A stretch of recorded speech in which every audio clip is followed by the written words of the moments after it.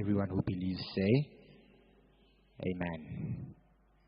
So, just to recap, purpose of the day, Zulu will take you through navigating who you are and how to use that to succeed in the industry. So without further ado, because we are kind of behind on time, I think I should call Zulu so that we can do your thing. So you're basically going to have a private school session today. And we're going to deal with you straight. So, Riki Zulu, she'll give you advice and yeah. She'll carry on with the program. Thank you, Dumisani. Thank you, Dumisani, so much. Yes. So before I dive deep, I would like to take this time and welcome people who are joining us on YouTube. If you are streaming this live, welcome. And if you are here, but then you're going to come again, go YouTube and go watch it again, welcome again.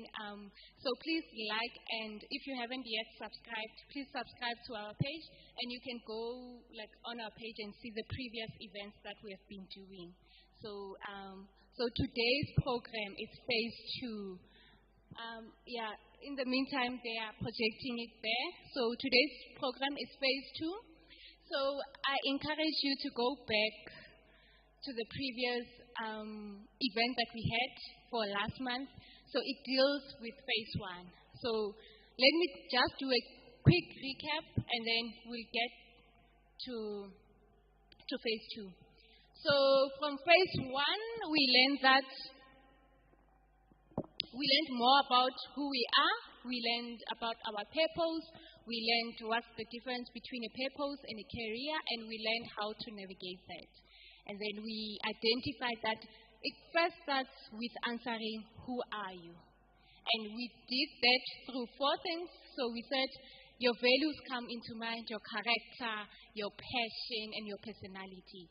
And then we said, with those 4 things, you can easily navigate who you are. And we also said this is a continuous thing. So every day, every year of your life, you're going to continuously learn more about who you are. And it's going to change, and it's okay. And we actually encourage you to work through that. And then after we did navigating about industries, and then in order to do that, we wanted to know what is our strength. So we did an aptitude test. So for who we are, we did an evaluation test. So we've also put the description here thing on the link, you'll see it. And then for the evaluation test. For the aptitude test, we did a career survey to test our skills and which career would be best suited for us, taking into account our trades. So when it comes to industries, we learned that it depends on 3 things. Like we decide which career we want to follow on 3 things. After learning who you are, you do the following 3 things. Either it can be, are you capable of doing that? And then we said that part of answering are you, it's mostly facilitated by your formal education, by your academic life. So academic life, it dwells into your merits and your competency. It makes sure that you have all the competency that you're going to need for that role, for that career. Then secondly, we did can you. Then can you is more about your ability. And then we said that one is mostly about your talents or your gifts. And then we said talents and gifts, they need practice. So you need to sharpen them up continuously. And then lastly, we did with will you, meaning are you willing to do that? We said although you don't have the merit yet, meaning the academic, the qualifications yet, although you don't have the talent, what we recognize as talent, but if you are willing and you are willing to put in the extra effort now and you are very interested in this thing, that you can still pursue that career. So we did our aptitude test from these 3 points. And then from there, we individually did those aptitude tests, then we discussed our results. And I was happy, when we were getting the results back, most of you, it's aligning, some it's not aligning. And then we discussed that it's not aligning because already when you were answering that aptitude test, you were answering it from the point of already in your school years, they've told you, oh, you are not clever enough for maths or you are not good enough for this. So you already took that test in that mentality. Hence, even though it said you would do good here because your patience lies in this industry, but you disqualified it yourself. And then, yes, so that is a recap. Okay, in the meantime, since they are trying to get it there, and then let me discuss the results in more detail. Because for phase 2, there's something I want to project there. So, yeah, hence I'm waiting. Oh, there we are. Oh, yes. Remember, I said Schools of Education. So this program was initially developed for the youth of the church. Because we really want them to be serious about their careers and to know that God approves of them to having a career and that career serving their purpose. So we did it for Mount Horeb youth. But we invite anyone who's not necessarily part of Mount Horeb to come and join us. And then we said, it's not only going to end here. So for this whole year, our focus will mostly be to them. But next year, then, that's when we're going to start inviting other schools. So the program will be more packed. So we wanted to have enough time with the youth of Mount Horeb before we start including other people. So next year, then, we're going to do it with schools. So those programs will market it to schools and stuff like that. So yes, welcome. Dumisani already did the purpose of the day. So we're going to take a look into your career requirements and can you go back? Sorry. Yeah, and doing the roadmap, like a practical roadmap. And then we're going to do mentorship. So I want to update also on the mentorship. So the mentorship program, the main reason that we came with it is because I know for most of us, we like events. We are hyped when we are here all together or when an event is happening. Like last week's event, people responded very positively. It was an event at that time, at that day, and the results were well appreciated. But then again, there's behind the scenes, something that you do up until you get to the next event. So the mentorship program is for that. It's for behind the scenes. It's for you to actually practically do what we said in this program. Because currently right now, I'll be the person who will be doing the most talking. So I'll be doing the most advising and the most guidance. But I want to make sure what I say, you can actually live it out. Hence the mentorship program. So it's very important, if you're watching us on YouTube and you do not have a mentor and you are following this program month by month, these events, these career exploration events, please leave us a comment there or contact us on the contact details there. Hi, I would like a mentor so that you can practically live these events out. Because this is like for 2 hours. But the theme of this, it doesn't stop when this event stops. Hence, the mentorship program becomes important. Then I want you to make sure you live it out up until the following event. Because I believe the actual true impact is when now it's practical to your lives. Whatever we say today, whatever we practice today, you can actually live it out. If you do have challenges when you do some of these things that we talk about, we encourage you to also come back to us and say, hi, I did this and I got this, or hi, I couldn't do this because of these obstacles. We are more than willing to work it out with you. And then, yes, you can go to the next event. Thank you. So, like I said, this is phase 2. Last week we were doing phase 1. So this is just to show whatever I say we are going to do, we are doing it. So this is phase 2. Let's go to the next event. The next slide, sorry.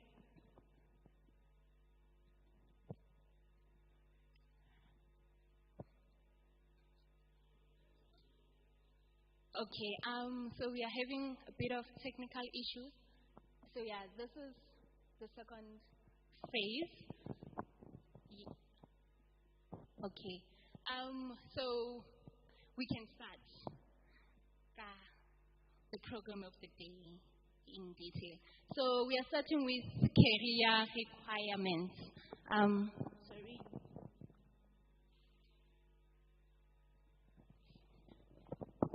So now that you know what is your career or the career you would like to take, I think the next step now is to make sure the future you are thinking, that career, it's the actual true future that you will be able to live.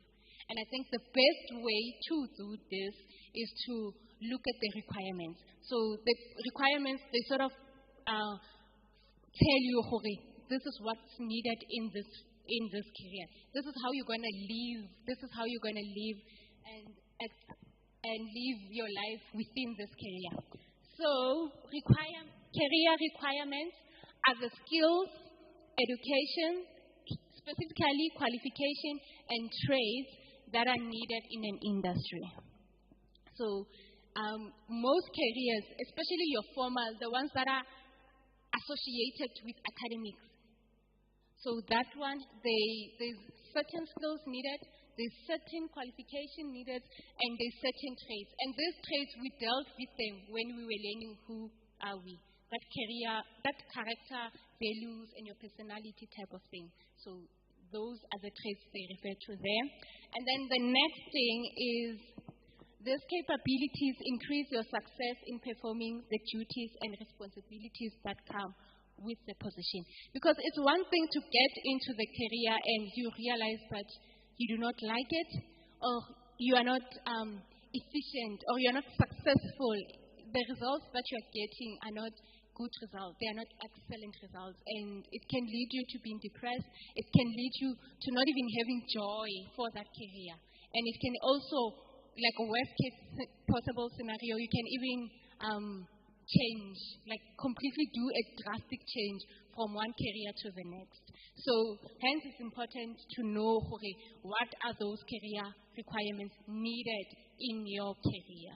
So every time I do I discuss a slide, please, in the back of your mind, have your specific career in mind, and then we're going to engage on that. So we can go to the next slide. So yeah, by career requirements, I would like you guys to note some few things. So firstly, I want you to note the skills that are needed within that career. So these skills can be general or specific to the job. And these skills, they also depend on how far you want to get into that career. So the more you progress within that career, the more skills you would need in that career. And then your general skills are the general skills that for any type of job you would have to have. Like for your communications, those are your general. Regardless of the industry you choose, you need to be able to communicate. So those careers, those skills, they won't necessarily be written on the job requirement, but you need to have it at the back of your mind. Or there are general skills that me, on my own, I need to have. And then qualifications. So we're going to do more details of everything here. Qualifications, a career, they specify the NQF level that they want. So each career is different as per the NQF level. And you need to, we'll discuss more about it then. And I want to also highlight experience. Experience, most of career requirement experience, it's not necessarily experience on the job. It needs you to have experience of work ethics. In other words, they want to sort of verify that you actually have work ethics. Then as you progress in your career, then they want experience of the actual job. If you have an experience of actually using the tool you say you can use, then they want experience for that tool. But mostly it's for work ethics. They want to determine your work ethic, your capabilities within that career. And then also it's important to note travel requirements, especially that we have so many careers and they are very diverse. So some careers, it would entail you to be free geographically. So you would have to be able to move from one point to the next. You need to be, even the working environment itself is either you're traveling to clients or it's remote working, meaning you are somewhere in the forest and you are working from there. It's not necessarily traveling to the client, but you are in nature and then you are working from there. You're collecting your samples from there and things like that. Or it's either office work. So office work you report to the office on a daily basis. So when you think of your career and the requirements, pay into attention, how are you going to spend your 5 days in a week? Would you always be in the office? Are you that type of person who would like to be in the office every day working on that? Or does it allow for hybrid, meaning one time you can work from home or you can work from client's office or things like that. So it's important to also keep that into consideration. And then the last one is a language requirement. So this one is not mostly there, but if it's there, if they need it, they will point it out. They would clearly state it in the requirement that there's a certain language they require. And mostly it's indigenous languages, especially if your career is more to do with people. So you would need that indigenous, you would need to know that indigenous language for easy communication with the people you want to help or the people you want to impact. So they would clearly state it, we require a person who could speak this language as one of the requirements. Yes. So I have a few samples. I would like us to do them together to make sure we know. So we get career requirements normally on when you apply for jobs, like your job positions, they do give out your career requirements. Most of them, they do give out the job requirements. And mostly requirements are like minimum things. So you still need to have a way to stand out. But the requirements, they tell you, at the most basic, you need the certain things. Yes. So there we have. So this is a post. I got it from ARC, and then they were having available positions for interns. They wanted interns, and then these interns, I think they were for something to do with agriculture. So that's the company. Their main core is agriculture. So there they've listed their key performance areas, and then they've listed their requirements. So, okay, let me do this one, then we'll do others together. So, key performance areas. These normally are your duties. Another way they could have written this would straight out clearly say your duties that you would do in the job. So, if you are into agriculture, this at your entry level, this would be what you do. So, even if yet you are not currently applying for jobs now, go through the job post, especially entry level.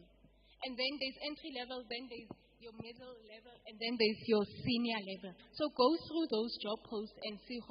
So for the first 3 years of my life, this is what this career, I'm going to do this from day to day. This is what this career entails. So you need to provide animal recording, you need to participate in trainings, you need to visit farms. So already they also said you can see the type of working environment you'll be in. You would need to be flexible in a way that you would need to be able to visit farms. You need to train new participants. You need to collect information, collect a database. So there it's computer literacy, meaning you need to be able to use your computer. And then you need to compile monthly reports.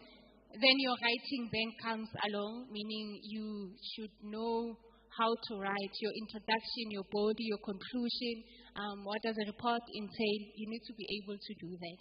And then it states your requirement. Like I said, your qualification.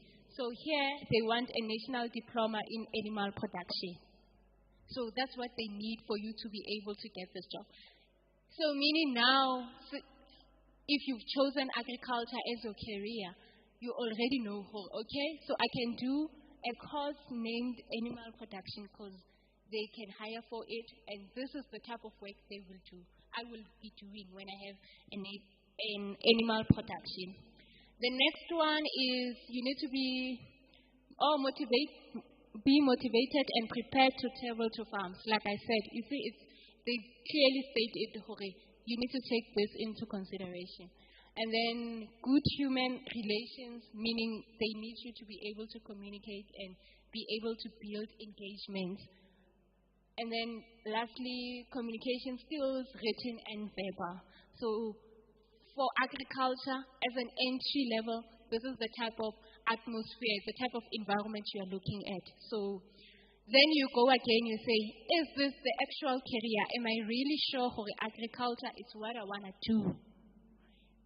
If you like these things and you can see yourself doing these things, and you can see, okay, I miss this, I am missing a qualification. Where do I get such a qualification? So that's how you go about it.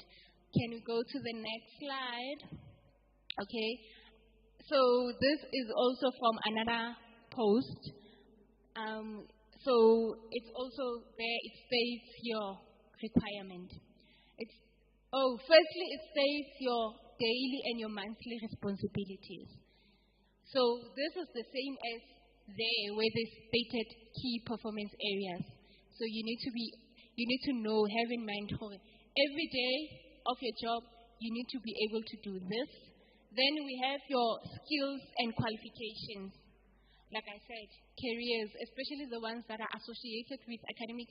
We're going to discuss ones where if they are not your traditional, like academic associated careers, like when you want to go to entrepreneurship or you want to do dancing and arts and everything in between. So you're going to be doing those ones also. But for those ones that are academic related, you need your qualification, you need to know your skills. And then we have your preferred qualification. So mostly careers, they would take anything that is brought in that career, your qualification there. But there are some times when now they need a specified qualification, not just a national diploma in agriculture, for example. They actually need a specified one, either crop breeding, things like that, meaning now there's chemistry inside when you do crop breeding. Hence, they specify the type of qualification they want. So you also need to pay attention to that. Can you go to the next one? So, yes, so this one is also a job post where you can get your career requirements. So there it is for a teacher, for a grade 3 teacher or an interface teacher. And there it also writes for the qualification. There it says fully qualified foundation phase teaching diploma, meaning they need it. And then also permanent phase registration. Then we're going to talk about professional bodies. So sales registration is a professional body for people who are in teaching, who are in the career of teaching. So they need that. And then must be able to teach English and mathematics. So there they are specific. It could also be the same as a language requirement. They need you, the subjects they want you to teach is English and math. So you need those subjects. And then it says 2 years experience as a qualified teacher. There it is. So this one it's specific about the experience it needs, meaning you already need a background of teaching. You need to be in teaching for the past 2 years. And then there it states, please state your involvement in after-hour activities. Also meaning in this type of post with this industry also, there would be time when you are required to go out of your normal working hours. Are you willing to do that? So in every career, there is a time slot like that. Would you be able to go above and beyond your working hours? If needs be and everything planned accordingly, would you be flexible into moving like that, into approaching it like that, working after your working hours? And then there's the salary. We can go to the next slide. Okay, for people who are watching us on YouTube, everything that we've discussed so far is the career requirements that you need in your specific career. And I always advise people it's best to look at those things now, now while you're still deciding on your career, to actually see, would I be the right fit in that career? When you do those exercises of learning who you are and your aptitude test, they talk to this career requirements. You can also use it as a way to know which skills or qualification now you need. Because they show you, we need 2 years, we need a professional registration body, we need this from you. So you can use it as your mind map to tick. So, because Fruits of Education is really dedicated to making sure that your career and your purpose are fully aligned and you get the growth of that, the benefits of that. We have come with a mind map. Yeah? So, you know what happens with like a road mind map? Some people's starting points are not all people's starting points. After one, other people go to 2 or 4 or stuff like that. But the most important thing, because I'm speaking from a perspective that you are planning for your career. You're not necessarily at your career. So this presentation, you're not necessarily at your career. You're still planning for your career. Yeah? And for those who are already at varsity or you've already graduated, then you can pick up, okay, now I'm left with this. I've got my qualification. I've got this. I guess I'm here. Then you can continue with us. So you need to pay attention to your qualification, your skills, your experience. So after your qualification, then you need specific skills. Normally, skills are the ones that make you stand out because most of us, we have the qualification. We have the degree, the diploma that they need. Then what skills do you have that can make you stand out? And your experience, you also need your references, your networking, and then lastly, your job hunting or where you actually practice your career. Can you go to the next slide? So yeah, like I said, we'll discuss them in more detail. So NQF level, as per South African Qualification Authority, the ones governing our qualifications, there's levels to it. So your 5, when you do a course, because it's very important to take note of this, especially when you are going to apply. It's very important to note how much NQF level does it say this qualification has. It's also important to note how many credits does a course have, because this NQF level, they are based on credits. So even though we've done the same national diploma, they might not equal the same credits.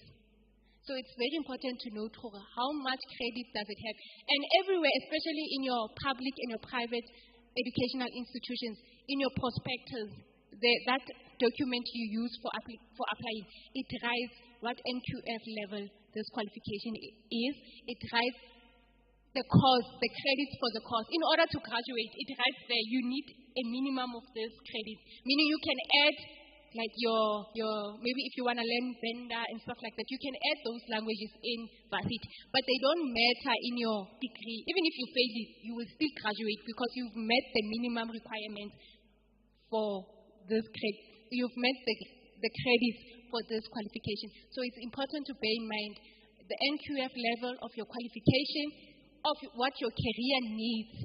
So careers are different, and how far you want to progress is also matters. So if entry-level national diploma degree, but the more you want to progress and you want to specialize, then you would need your master's, your PhD. So higher certificates, NQF level 5. So this one, time period would be 6 months, 3 months.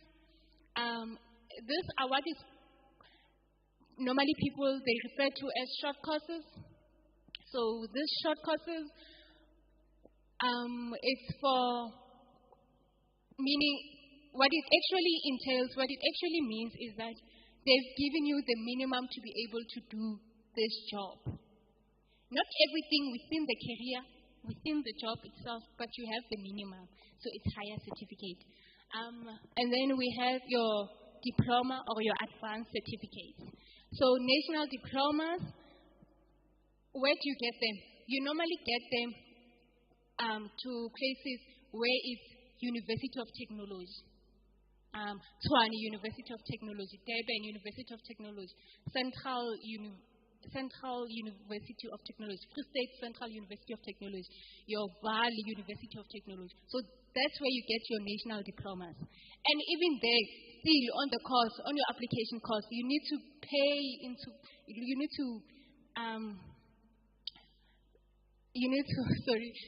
pay attention to the NQF level, because still, even those places, they also do your higher certificates. They also teach, or they also give out your higher certificates. So you need to be able, you need to be sure you didn't choose a higher certificate in agriculture. You actually chose a national diploma in agriculture. So you need to pay attention to that. And then we also, advanced certificate it's equivalent to a national diploma. So meaning an advanced certificate, you have the same NQF level as a diploma. And then you also have your level 7, which is your postgraduate certificate in education and your bachelor's degree and your advanced diploma. Mostly here, your advanced diploma, we call it your BTech. Mostly here, we call it your BTech. Those universities that I stated, the ones are University of Technologies, so their BTech, it's an advanced diploma, which is equivalent to a degree, it has the same NQF level 7. And your postgraduate certificate in education is also a level 7. Normally you do it after you've done your degree. Normally you do it after you've done your degree, meaning you add to certain subjects that you would need for education specifically, because they have their own unique subjects they would want you to do, like your teaching practice and all that. So whatever qualification you already got, you do your postgraduate certificate in education, then to be able to work in that industry. So you add to whatever qualification you have. And then we go to your postgraduate diploma, which is equivalent to honors, there's honors, then your postgraduate diploma is also equivalent to honors. They both have an NQF level 8. And then also it's important to, when we come to honors, your bachelor's degree, it's the thing happens that where there's a distinctive, it's your faculties. So faculties also have a distinctive. Your Bachelor of Science is not the same as your Bachelor of Arts. It's not the same.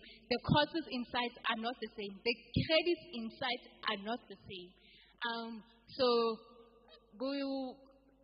Bachelor of Engineering, like this, it's also not the same. So you need to pay attention. The same with your masters. When you progress, then you will see there's masters with coursework and masters without coursework.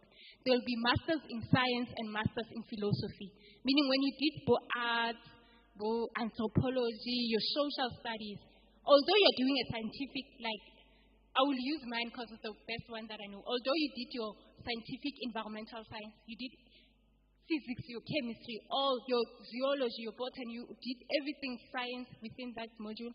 When you go, there's also, it's BSc, Bachelor of Science in Environmental, but there's also Bachelor of Arts in Environmental Management, meaning then it's still environmental, but then it has your social studies, your anthropology, and everything in between. So you need to focus then when you go forward, when you go to your master's, then that master's becomes your master's in philosophy in environmental science. You see, so also faculties, they differ in the masters that they produce. And you need to know, in my career, I require a science master's, or I require a bachelor, a degree, a science degree, or I need an art degree, or an engineering degree, or an education degree, you see. So they differ. So you need to pay special attention to your faculties. Then lastly, we have your doctoral, the same as your master's. It will state the NQF level there is 10. I think that's where it ends in South Africa. Doctoral is the highest you can go academically. They differ at the period for how long can you do these courses. Some degrees are 3 years, some are 4. Some 4-year degrees are already an honors degree. You will see the NQF level that they've given you is an NQF level that is equivalent to your honors. So those are the things you need to pay attention to. Like I said, if you already now have your qualification, go back to your academic records, go back to your qualification and see how much NQF level you've gotten and your credits for that NQF level. Let's go to the next one. Skills. Okay. So on skills can be accredited or non-accredited. And then the people who accredit skills in South Africa is your sector education and training authorities. So all of our qualifications, especially if you've done them in a private varsity, not public varsity or college or your TVETs and your technical, if you've done it there, it's governed by that. So you know, you don't even have to go look. They are the ones who govern that. So it's governed by that. And then those are the ones who accredit the skills.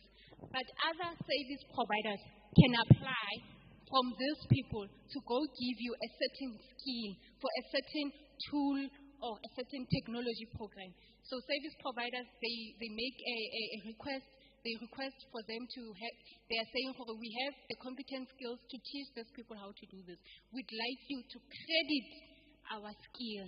So whatever skills that you have gotten, look at the certificate, the skill certificate. It states there if that skill is accredited or it's not accredited. And when you write it in your CV, you write it like that. It's an accredited skill you write. It has a number. It has an identification number. If it's not an accredited skill, you can just write it the way it is. But if it's an accredited skill, make it clear. Detail it. Say it's an accredited skill. Then you state the occupational certificate. Then you write the service provider who has given you that skill. Your non-accredited, so those ones are, okay, mostly you're accredited, they're mostly for hard skills, certain tools and certain technologies. So those, they are very much accredited. And then for your soft skills, they are most of them, they are non-accredited, and it's normally skills that you get on the job. So you know when you're on your organization or the company or the department you work for, it says we are giving you an orientation or we are giving you a skill. So the supervisor takes full day to teach you how to write a report. That is a skill. It's just that it's non-accredited, but it is a skill. We do still consider it as a skill. In your CV, you can write you have a report writing skill because you've learned it, you know it, you've learned it. So those are your examples of your non-accredited skills. So, like I said, with your specific career in mind, now we need to identify, are there any skills that am I going to need in this career? Will they be accredited? Will they not be accredited? If they are accredited, give yourself that hour. Be self-disciplined to the party. On your own part-time, you can go out and look who are the service providers who provide the skills. Are they accredited? So you can do that to be on the safe side. And then we have your short courses. Remember I said short courses, they are normally your higher certificates. There's also a different type, again, another different type of your short courses. So these ones, they mostly do with standards. So there's a short courses that teaches you how to deal with specific standards. Every career has a specific standard they follow. In environmental science is ISO 14000. There's even in food, people who are involved with food, there's a specific standard they follow. Your medicine, there's a specific standard they follow. So research, what is a standard that my career abides by? And you need to know that standard. And normally, when you go study that standard, after the completion of your standard, they give you your skill certificate, meaning you have a skill in applying this type of standard. So again, with a specific career in mind, pay attention to your specific standards in your careers. And then your technical or your hard skills, those skills where you use your certain tools and technologies. They have written forklifter, operator. So for mostly mining and people who are dealing with transporting, especially of industrial manufacturing, they need this. They put it in the job requirement for you need a forklifter operator certificate. So again, you look at the service providers. Mostly, if you're already working, the company there's already a service provider they subscribe to. So it's easy in terms of checking if it's actually really accredited. So it's easy. And then your Power BI, it's also a certain technology software that makes data analytics easy. So you would be able to analyze your data with that software. So those are the things that can make you stand out. If you have that Power BI skill, then they know, okay, so when it comes to data analytics, you didn't just say you can analyze data. You actually have the skill to analyze your data. And then lastly, your soft communication skills. Like I said, these are your communication, your critical thinking, your adaptability, your time management, your leadership, your creativity. So also, if they need a specific soft skill, they will tell you, we need a person, an individual who's highly creative. Meaning most of your time, you're going to need to be coming with things in a different way, in a dynamic way. Most of your time, you're going to have to spend it thinking about innovation. So that's what your job is going to entail. And then, can we go to the next presentation? So remember our roadmap. So we've done our qualification. So now, because qualification is mostly the one that they write, it's even on your job requirements, they start with it because they want to make sure you know it. This is what we require.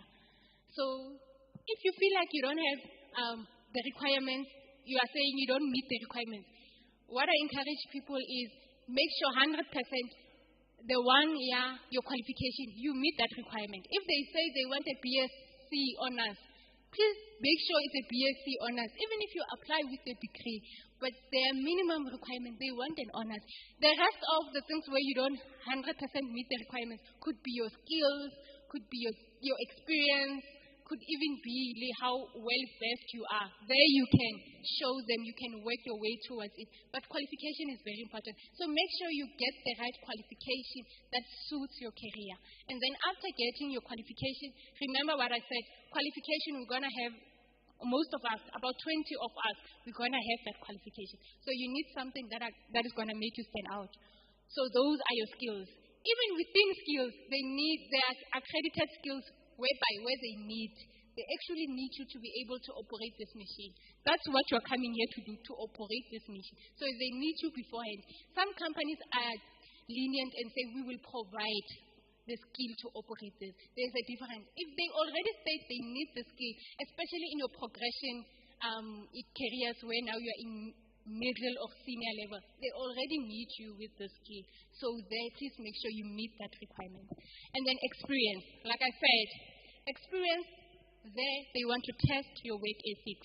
It's not necessarily on the job experience. They want to test, they want to verify your work ethics. If they want your specific work, like your duties experience, it will state they want 5 years. So this advert is, or this career, this position is for a person with a 5 years in this type, in agriculture. But they need a 3 years in leadership or management. Do you see? They've specified the type of experience that they actually want. So you need to be able to prove that you have that 3 years in leadership. Even if you don't have the 5, but straight what? Your 3 years is your leadership. You were running something. You do qualify for it because the actual thing they want there is leadership for 3 years. But if you don't have it, 5 years will also succumb. And then experience come, especially since now you are planning for your future. So if you really want experience, you can use this 4 ways. Either you can do volunteering, your leadership programs, your vacation jobs, and your student assistance. So, yes. So I think here we'll engage a bit. So let's start with volunteering. Volunteering, it means unpaid. That's volunteering. That's volunteering in simple. It means you will go there, do the job, you will be unpaid. Then you will go home. Then you will get the skills or the experience you need, so you will be unpaid. How do you do this volunteering? So you can do it in two ways. Shadowing or your free samples. I want to start with your free samples. So if the career you've chosen, it's a practical career and you can do something with it. If you're into graphic web design, your software creator, you can already practice on your own. So meaning already your design. Like events like at church or your own family events, you are the one doing the graphics. So you are already practicing the skill. Because you could use them as one of the things, this is my creativity when it comes to web designing or when it comes to graphic designing in general. If it's animation, you can already prove your capabilities, meaning you do free samples. If it's architecture or if it's fashion, if you are tailoring something, you do free samples, meaning you showcase people with your free samples. That's one way to do volunteering work. Then the next is shadowing. Shadowing, you follow the person doing the job. Already the person is doing the job, an experienced person who's doing the job. You follow them for a week, 2 weeks, it depends how long you want to shadow them, so that you can be able to see, would you be able to do this? Here you are not seeing if you have the competence, like your qualification, no. You are seeing your everyday. This is how you're going to live every day. So when I was doing grade 11, I thought I wanted to do medicine. So in my mind, I'm like, okay, I want to do medicine. What do I need to do? I did shadowing. So I applied. I applied. I went with a recommendation letter for my teacher.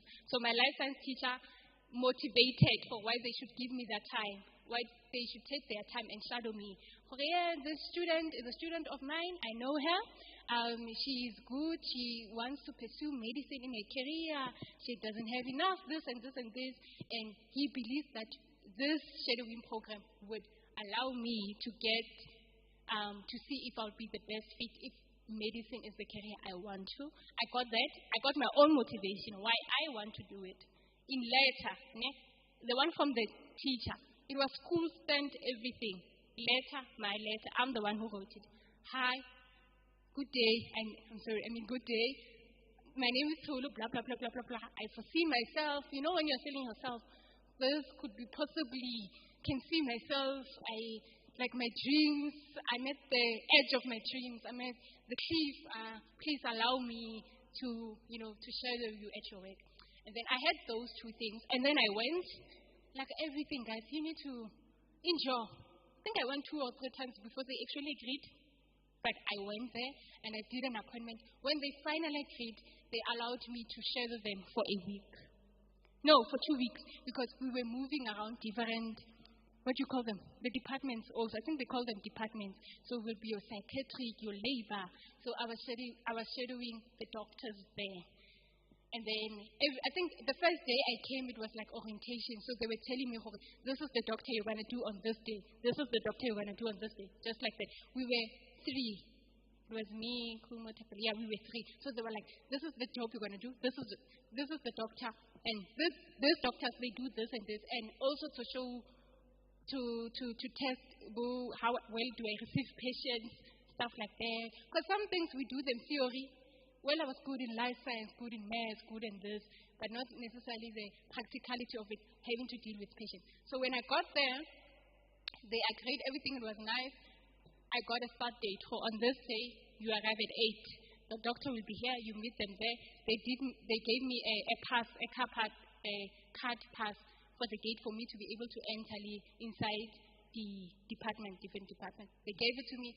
Then I started shadowing them around, doing their job, taking also the clash that they've done. I can discuss the patient condition, the confidential and all that, respect the right to privacy, all those things that you need to know before.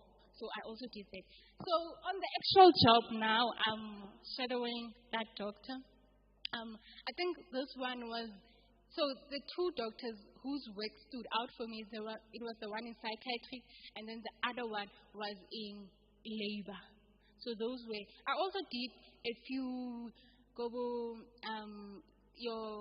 for children and stuff, but I didn't quite like that. So the ones that stood out for me were those two. What I noticed there and what made me now to sit back and be like, do I really want to do medicine? Because remember, I'm doing my grade 11. With my grade 11 results, I'm going to apply to university. And I need my 3 choices. So I want to make sure the 3 choices that I choose are right for my career. So when I got there with those doctors and every day helping them do their work, it was great. They treated the doctors and the patients. They treated me well. I was helping them and stuff like that. But then I realized my own shortcoming. And it was a shortcoming I was not willing to work on. And like I said, remember that part, your aptitude, your willingness. Do you really, really want to, against all odds, even though you don't have that qualification yet, even though you don't have that talent yet, but do you really, really want to, against all odds, do this thing? So I realized my own shortcoming, and I was not willing to address it or to work harder on it. Because it was, mostly it was the emotional of it, number one. Because I felt like I'll be that doctor who take the patient's conditions home, like their worries and their sickness. I felt like I would be too attached to them, and every day in that atmosphere, every day I was like, no. Although it was for a greater cause, because at the end, the patient gets healed or the patient gets saved and all that, but still, it's something on a day-to-day basis. This would be my life. So, like I said, I was not willing to. So then I was like, no. And then the other thing, especially labor and stuff, I thought, okay, maybe let me do the beginnings, I see creation, God's creation, firsthand. I'm the first one to see it. Also everything there, really, it had a lot of needle work, like a lot of clinical tests. And it was one thing that I was not. But I think that day I was nervous. But I think after a while, the nerves would have come down. But it was that thing. No, I don't think I actually want medicine. After, I think on our last day, they did this thing where now they speak about their own obstacles within the career. Remember, careers, especially now in this program, we do it from a research point based. This is your career, you're going to do this. But when you start engaging with people who are already in the career, they have their own obstacles or things they're dealing with that it doesn't sit well with them. It's also important to note that these people are struggling with this.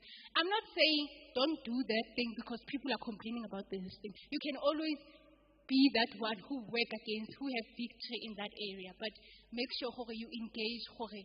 These are the things that they are dealing with, and from their working hours, work-life balance, it's a topic for another day. From their working hours to their salary, how much they're compensated, to the growth, to the demand, like everything. When I was, in my flowchart, when I was thinking about it all, I'm like, actually, no, medicine is not the one. And my dad was so happy. My dad was thinking, since now we are shadowing, you've got it figured out and stuff like that. But then I went back to him and I'm like, I am definitely sure home medicine, it's not best fit for me. And this was even before I did the aptitude test, to get my other thing that I now like, the one that I'm working on. This was before it. So I actually thought medicine would be it. So by the time I was applying to varsity, in my third choices at different levels, medicine or health science in general was nowhere near my choices. So this one I would actually advise you to do. So speak to them. Like I'm saying, enjoy, be consistent. Like, go to a particular organization or company or department or government level, whatever, that thing where your career is, go and shadow there. At least all of the experiences I see, even if you don't do them, but the one you're shadowing, I 100% recommend it. Go do it. Go see. This is how you're going to live. Obviously, technology would have improved and, you would be at a much wiser mentality that you are right now, but your day-to-day would more or less be like this. So do that one. So I encourage that one. And then your student assistance. So now there are programs called your student assistance. So this one, it doesn't necessarily mean you're going to be a teacher or you're going to be a lecturer or you're going to be in any education, whatever industry. It just tests your ability to follow instruction, coming on time, your communications, are you able to state your criticism or are you able to state unsatisfaction when, when you go to your careers, there will be a time when you are unsatisfied. They will be at that time, but then you need to know the manner and the nature in which you approach that. So it's important. So hence, you can also opt for those ones, your student assistants. So those, you get them from your educational institutions, like your like, when there's practicals, there's damies, like mini lectures to help you facilitate that experiment. I also did this when I was in Free State, so Nikili student gave me for 2 subjects. So it also helps. So if you're in varsity now, you can opt for this one. Approach your lecturer and ask, how do they hire them? What do you need? Talk to them and see if you can't get yourself there. If you are not in varsity, you're still in high school, you're doing your matric, this is one of the things you can start thinking about okay? So in this course, when you get there, during orientation, it's a good place, especially orientation, especially if you're not in varsity now, it's a good place to ask, who's going to be your lecturer this? Is this the only year you're teaching? Next year when I do my second year, can I do this for first years? Can I do this for, it's a good way to interact with your lectures. So approach them. Also, the student-teacher programs, the ones that the government is facilitating in different schools, you can also join those ones. Like I said, coming on time, instruction, being able to take instruction, being able to say your criticism, to be able to state your unsatisfaction and all those. It can help you with that. And then there's also your vacation jobs.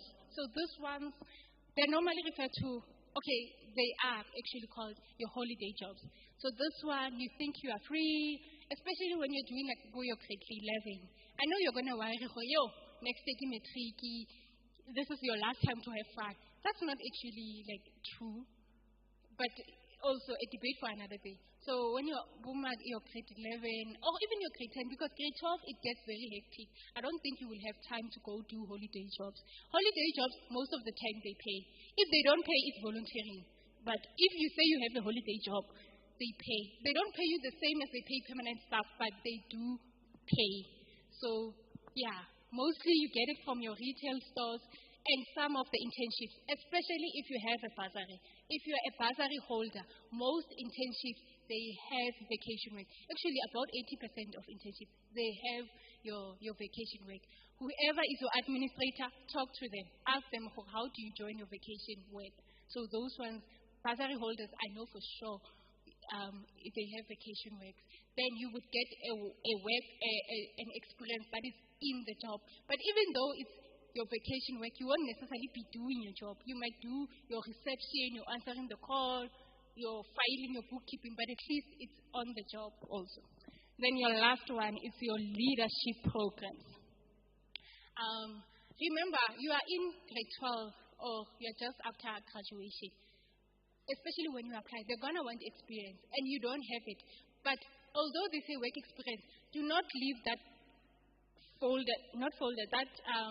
section empty. Do not, even if they say experience and you do not have experience, do not leave that session empty. Do not.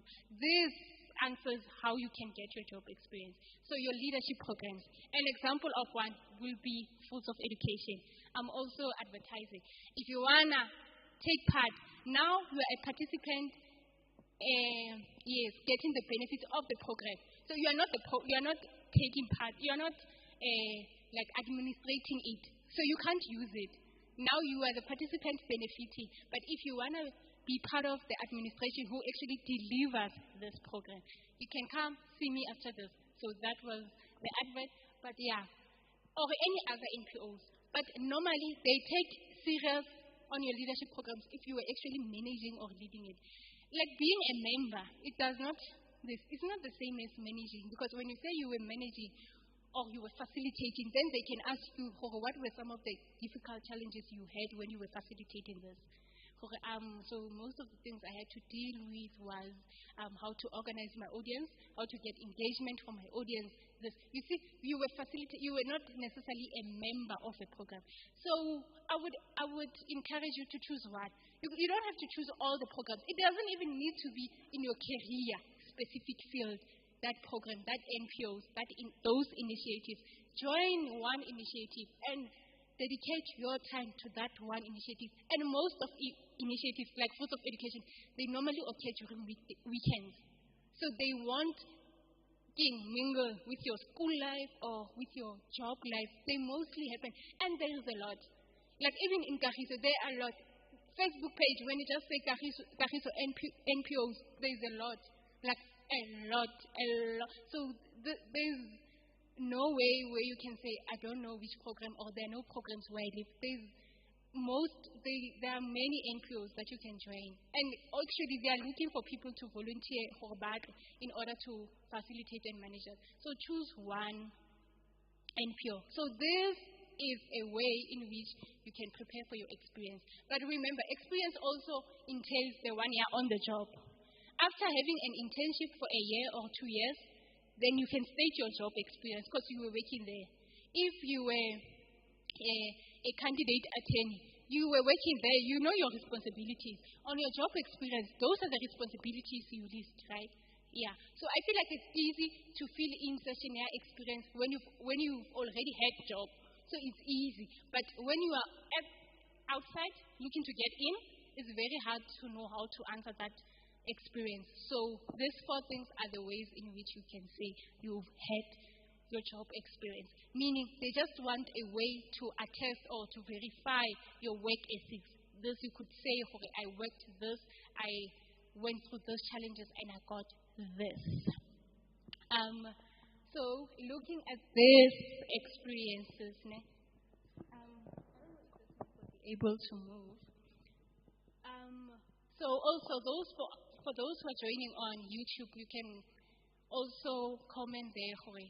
I think I'll try this one. I think I'll work more on it. I'll just want to see. So from people who are here, hi, come closer. So that the mic is not going to be able to go there. So I just want you to tell me, Hoyi, which one do you think, Hoyi, you can give it a try? Maybe you didn't know about it or you didn't really get the point of it, but now that you know, now that we've talked about it, which one would you be able to, would you like, or you think you're going to look into so that you can try? You know I like you, right? You're my almost favorite. So I'm going to start with you.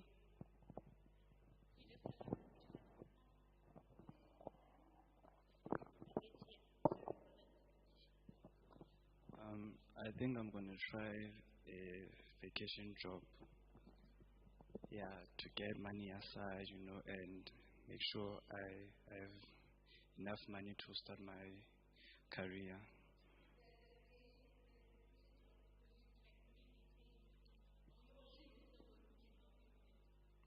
No, I don't. Yeah. 10. It's a great time. So he's doing grade 10. He says he's going to try vocation work. So it's a great time to start and,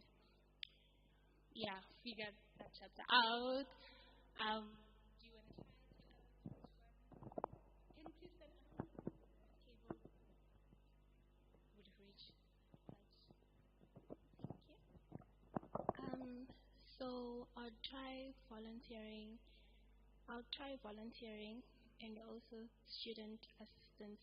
Well, with volunteering, I've been trying. I've really been trying. At like these local clinics, but they're not clinic. It's more like private clinic in a way. But I see, like being a receptionist. And then student assistance, I've heard of it.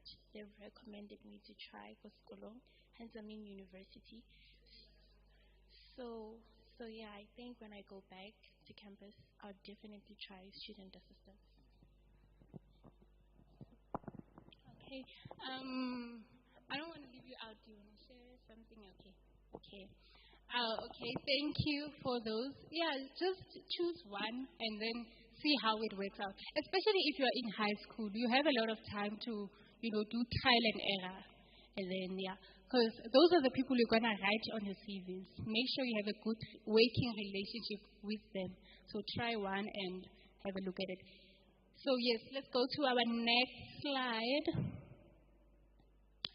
References. Okay. So also, when it comes to your career, it's important again to note your references. So references are people who attest to you. So they give like a testimony on your behalf, in other words. So it's also important to pay note to that. So your references, they can either be your mentors, like now since you have this program and it has mentors, so you can put your mentors in your references, meaning you were working professionally. Because this mentorship is not the one for your spiritual life or how your life is. Although we do take it into consideration, we do talk about your personal life, but it's mostly for your career. So you can put it, it does qualify. And then you get your references. I think most of us, we use this ones, your teachers and your lectures. So in high school, decide which teacher you would want. Put a teacher who likes you. Put a teacher who like, by hearing your name, is ready to sing praises. Because they didn't even ask, but hey, like she's ready to testify. They don't know if it's a bursary or what, but she's ready. She's ready, like, or he's ready. Put a teacher who likes you or a lecturer who likes you. They don't have to remind them. No, she said she was a student. And imagine, especially in varsity, how many we are, first-year students. So you need to put somebody who can, when they say Piwe, or when they say boo or snake, the teacher knows, the lecturer knows. They don't have to say, she's doing this module. Here she's written, so it's you, prof, woo, but she's like, snake. Oh, then the teacher even starts using wrong pronouns. He, she, because put somebody who knows and make them aware. Hoyi, I've included you in my CV. And especially in your active bursary applications. You know bursary applications that need motivation? Put them, make them aware. When you are job hunting actively, I'm working already, so even when I'm job hunting, it's passively. In case I see a job, and I'm like, I could do with this. But I'm not necessarily dedicating an hour or every day of my life looking for a job. You see? So when you're actively job hunting or when you actively want to enter into that career, make sure you alert them. They know about you. Your facilitators. So, as you progress in life, you're going to do training, like the skills I was talking about, or trainings in general. From trainings, we get facilitators, people who facilitate those trainings. Make sure you engage with them so that they can also know you and they can attest, especially if they've trained you for a certain thing, they can attest to you having that training. If you write a facilitator as your reference, make sure somewhere there, the training, it shows. For this person, is this person from this training. Don't put a facilitator that is not in your CV. You see, so if you put a facilitator, make sure, mentor you can put them, it's fine. But facilitator, lecturer you would need to be in that school, or you see, like your teachers, you can't put a reference as a teacher who was in a different high school as your reference. You see. So you need to put, it needs to show this person did give you this training, so she knows you from this. So put somebody who does know you. Also, you can references career guidance. So there are platforms, even like this one, where they dedicated for career guidance. I think on our phase 3, when we start going to industries and stuff, that's when you're going to actually see it come to life. Career guidance, what does it mean? There are also other programs. It's a pity, I don't know if it's not accessible to us or we're not informed about them. There are NPOs who do this. Fruits of Education, I can say, we started with the programs we have this year, but there are programs who have been doing this longer, like your Kutlanom program, where they help you, your tutoring, your maths, your this. You see, people from there, from Kutlanom program, you can put in your CV. Agree, he's been facilitating your whole journey, maths and science, so you can put those people there. So whatever NPO that was actively working on your career guidance, you can put them. They are allowed to be your references. And then your supervisors. Then this would be, remember your experience. If you were a student assistant or you were your holiday job, these are the people you put. Your direct supervisor. Normally you put your direct supervisor, but you can, there's preference. You can put somebody even outside of your unit or outside of your line supervisor, your direct line supervisor, so you can choose. But those volunteering jobs, the experience we were talking about, make sure after you leave there, you make them aware, you're going to include them in your CV so that they can attest to your time when you were working in this. And yes, so references are important because they're going to contact them. I know people say they don't contact them, but there are those that contact them. So you don't want to find yourself, and on that day, they actually those. Actually, all of my jobs are contact lady reference. I don't, even in my internship, even on a job that was like a holiday job, even student assistant, the one that I said I was a student assistant for, they called the lecture to attest for the work ethics, not necessarily my module marks or anything like that, but for the work. So, yeah, and I would give it a bit more attention, especially if you want to delve into private. If your career is in the private sector, they do call your references. Even the public, they do. They really want to attest whatever you said in your CV is true. So please pay attention to those. We can move. Okay, so networking. I know maybe most of you have heard this word, and also in YouTube, probably you've heard people say, go network. I feel like we know about not networking, but not a lot of people know how to do it right or how to do it to bear the most fruits. So, networking is, if I can explain it in simpler terms, it means that the information that you need or the information you require, that information, somebody else knows it, that you cannot contact yourself. So there's a certain person who's like a middleman, who's going to be like, oh, actually, maybe no, my company is doing this, or the company I work for, in a little internship at this moment, come through, or let me send you a link, look at this, or you told me you're a teacher, or you told me this. These people, they give the best trainings for teachers, you see. So you wouldn't normally go to that training at teach without this person. So there's somebody who sort of links you. You know, like a network, signal, phone, the way it travels from this person to the next person to the next. Also, networking is like that. And the thing you need to note, you need to do it frequently. Networking once is not networking, because then you're going to be like, connection or things like that. You need to do it frequently. If you don't like consistency, if you don't like sort of like you are too much, then you're probably not going to be the best when it comes to networking. You need to do it frequently, as frequent as you can. In your varsity era, in your high school, there is possible ways where you can do networking, especially when you get to your job. Like, especially as you go and you want more progressed positions or you want to specialize more into that career, then networking is normally how you get there. It's normally when you know, okay, I can get into this. Because there are some courses that you don't even know who some varsity has. Even if you see the whole prospectus, there are other courses where in other universities they are not offered. But through networking, you can learn, go do this or do this. Like, there could be advice or guidance. So that's how networking helps.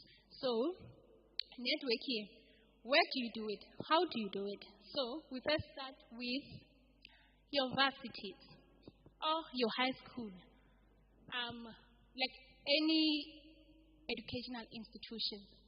So there,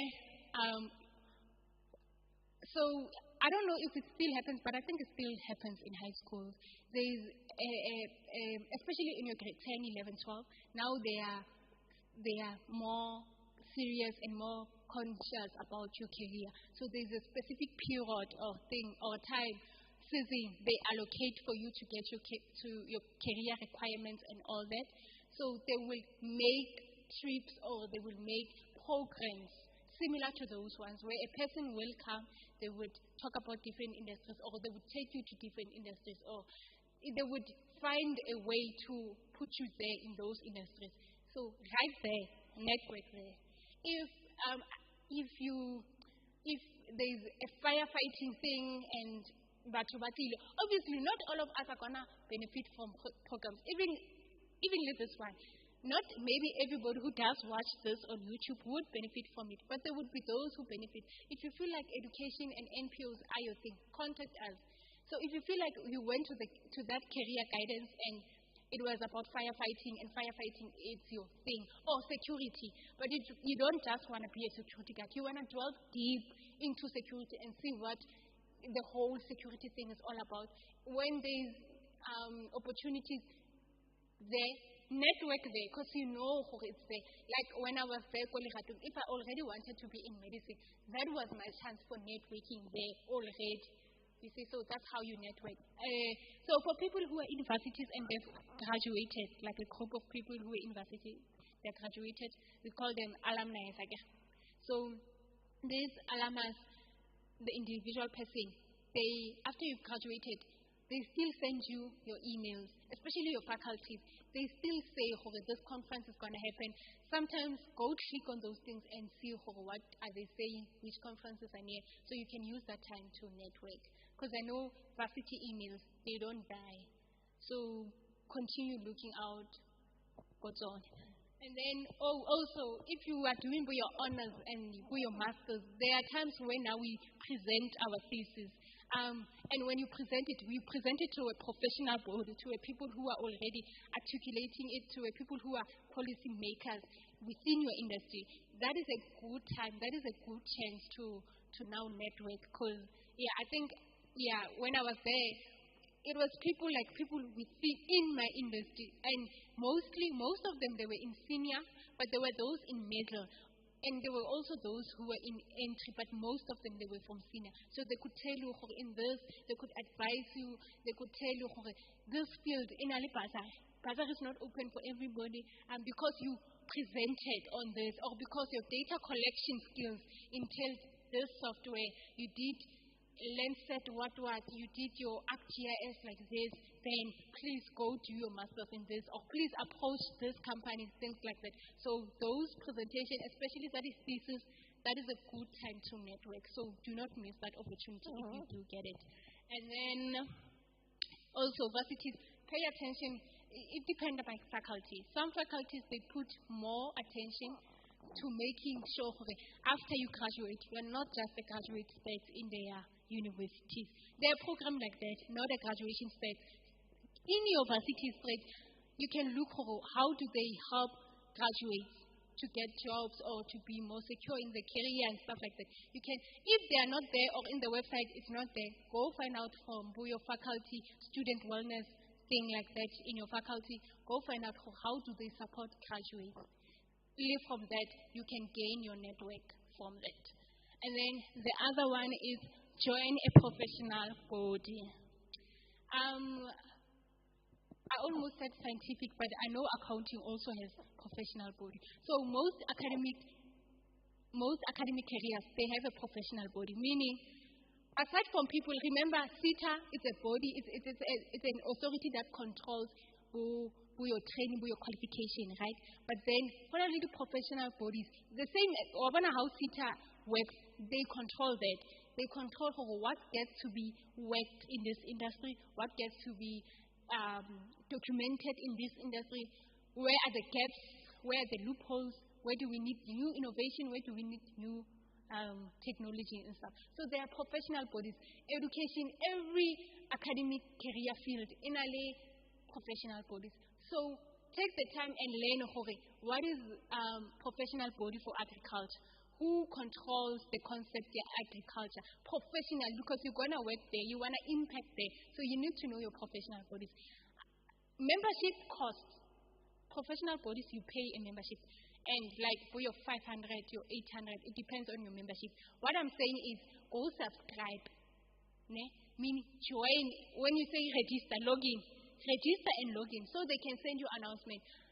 To be a member, meaning they pay for you to go to their conferences, or they tell you when they need you. That's when you pay.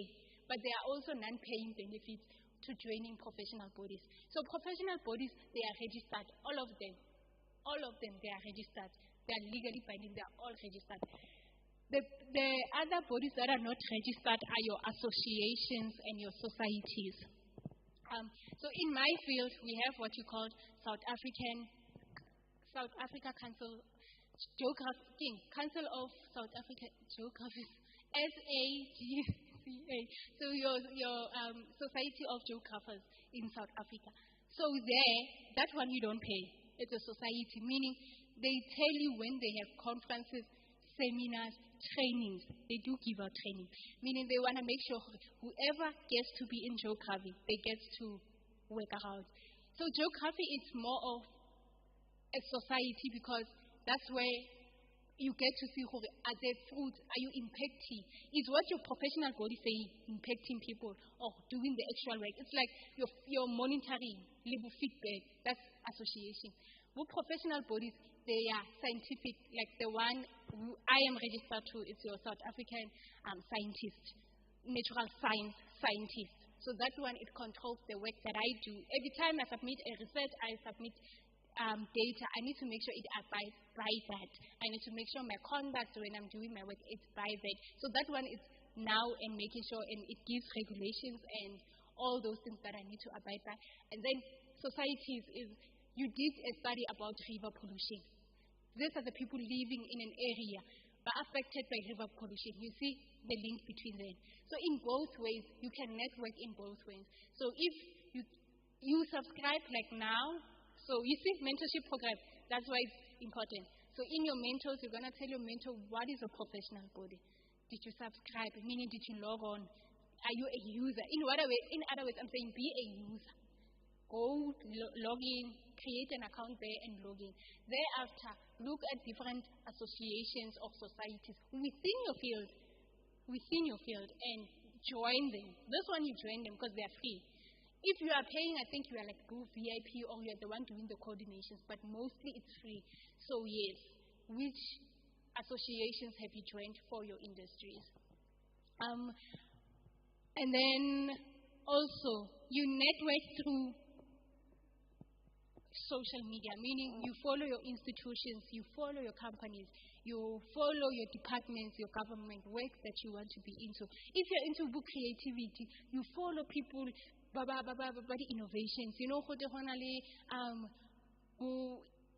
automatics that does this, your autos, you follow those people on social media, especially on LinkedIn. So you follow them on LinkedIn because that's when they're going to post, okay, I'm attending this event.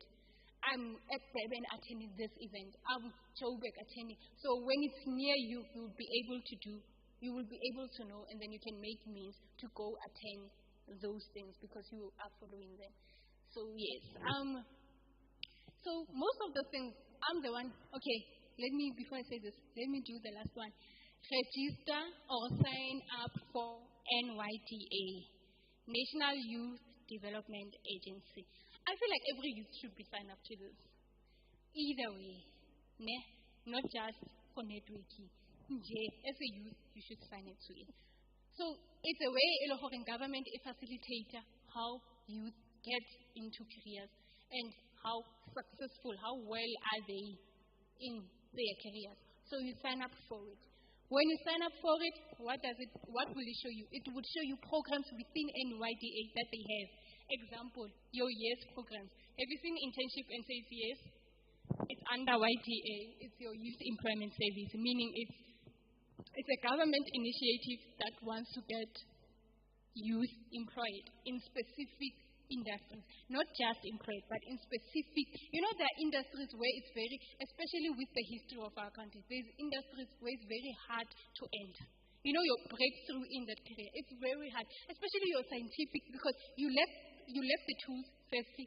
You lack everything that they need there in those industries. So, yes programs, they make sure it affords access equity to all the youth who has done this program. One, for them to know about it. Two, for them to be able to enter into that career. So follow them. So I wanted to say this is where the mentorship program is going to also play into effect. Remember, mentorship is the background thing.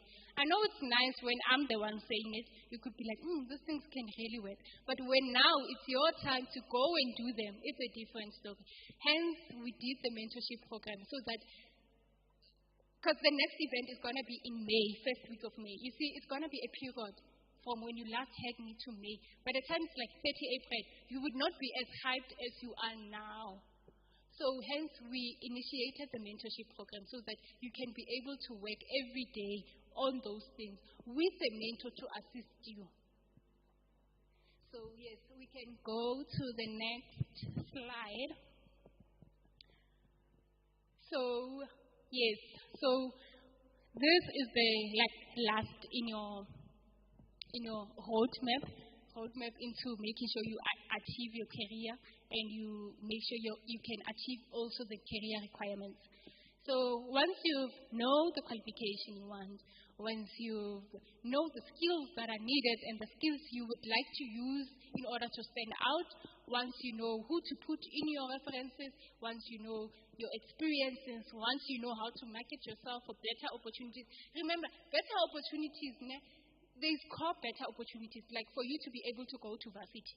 That is a basic core opportunity that you need to use. But there are also opportunities where now it needs your effort. That's where networking will come from. Because remember I told you, they'll be like, this master's is not open for everybody, but because we've liked your presentation, we've liked how you analyze, do this, we are willing to sponsor your master's. I know people who were doing their honors, who got on-the-room sponsorship for masters the following year, who got on-the-room sponsorship for PH the following year. And those are not sponsorships that are advertising. Hence, I'm saying, once you know how to market yourself, once you know where to market. So engagement and networking, it's simple. Do it more frequently. Like, ask questions, engage. Don't just assume because you were there in the training, you've networked. Engage with them. So those are opportunities now where you put the effort to know more about it.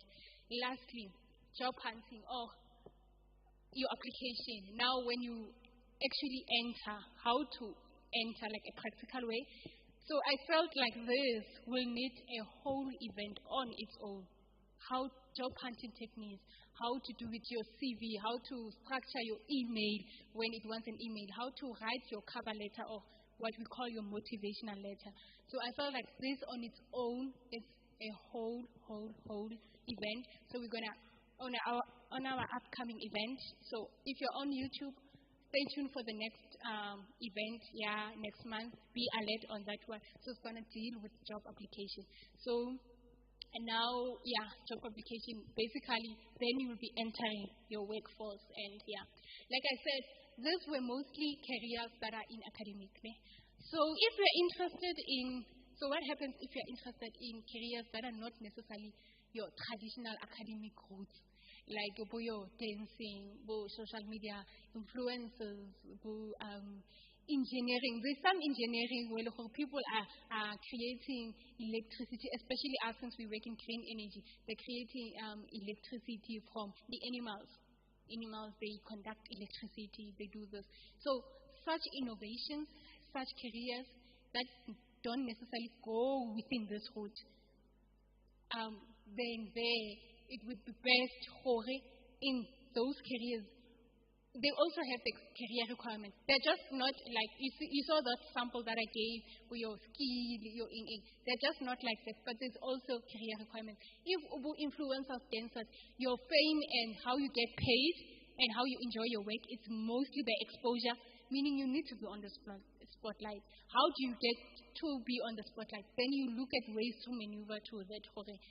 How can I get my spotlight and everything like that? If you are you said you are also interested in your entrepreneurship, having a business and stuff like that. So it wouldn't necessarily be your normal academic route. You can also do business management and stuff like that, but you don't necessarily need them for your business to flourish, and you can get them at some other time, but you can start the business here either way now in the meantime. So for those ones, then you would need to look like the mentor we've assigned you, he's into business. So business is all about sales. Business and marketing is all about sales. Because business is profit, right? Because other than that, it's either governmental or non-profit, like Food of Education, NPOs that do not have any profit gains. They do get money, but they don't have any profit gains. But business, it deals with profit. That's how it identifies itself from government and NGOs. So you need to be able to know, sales, how do I get my sales? What do people do for sales? How do they get about sales? Then you can then get for your financial literacy course, your bookkeeping to keep your records and all those things, how to use digital media to work for your business, stuff like that. Then qualification like that can come beforehand. So what I'm saying is, normally the advice that we provide is your traditional academic route, but we also do take into account the ones that are not necessarily the ones we've discussed, like your entrepreneurship, labor dancing and stuff. Hence, because, especially when you do an umbrella fit one all type of vibes, it's not going to fit all of you. Hence, mentorship is custom made for such. So you would find out, I didn't go into sales now. But come mentorship, when we have our mentorship, that's when I go to sales. Let's look at your business. So you said you get money, but you don't know how this money is going. How about we invest on a financial literacy course? How about we do the free ones? Are they impactful? Would you be able, are you using them? Are they working? If not, how about we invest in the paying ones? You see, so mentorship is the one that is custom made.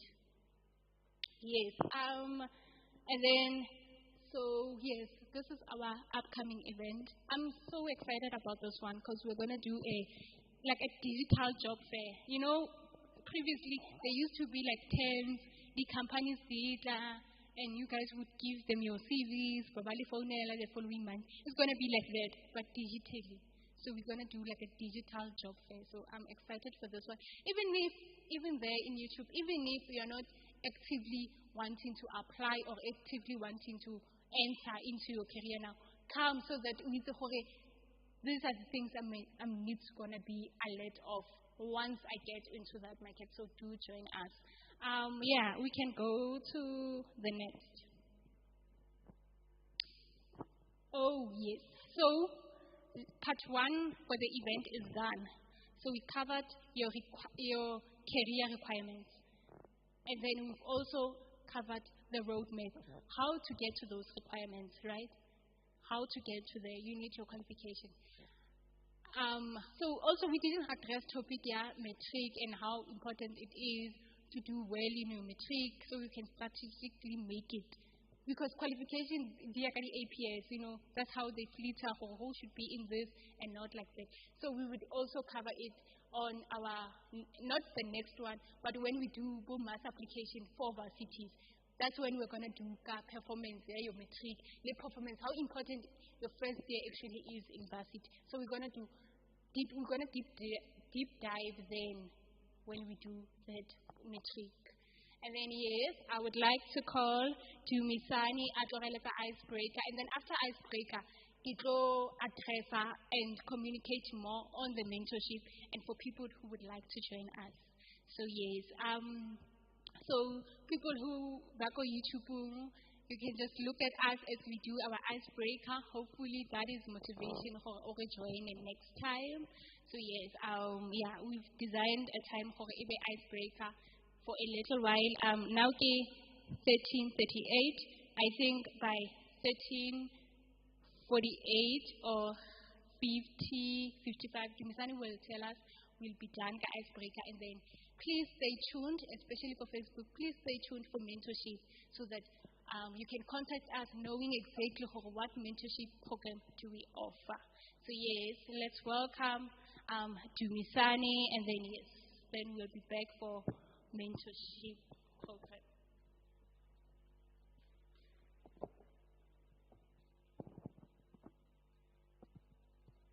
Thank you, Dumisani. Thank you. Hello everyone again. So the icebreaker I prepared wanted more people than us now. So what I'm gonna do, I'm gonna add a little twist to the icebreaker that I prepared. So I'm just going to simply ask people for like, I don't want a difficult question like academically, since this is an academically work-oriented program. It's all with people similar to what we did the last time. Just one short-term goal you have and one long-term goal, be it academic or even if it's just health, even if it can be small, like for the short-term goal for example, I want to tell the truth, Kamos, the whole day. Could be literally anything. So I'll go first, I'll go first. So, my short-term goal. Okay, I already used the truth one, so I'm going to have to come up with another one. So my short-term goal, academically, I'd say getting through first semester. That's short enough. I just want to pass first semester. And my long-term goal is by next year, I begin tutor for school for the modules I'm doing. So those are my short-term and long-term goals. And remember, when you're telling us your short-term and long-term goals, doesn't have to be academic, doesn't have to be work-oriented, could be literally anything. So feel free if you want to volunteer, any volunteers, or should I select the one I make the most eye contact with? Anyone? Simpiwe Mfit, you're the favorite apparently. Anything, could be anything. Want to give it a try? Yeah, could be anything.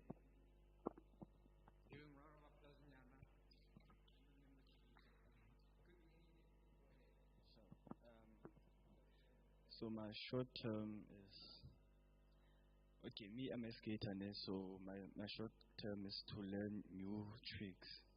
Yeah, and my long term goal,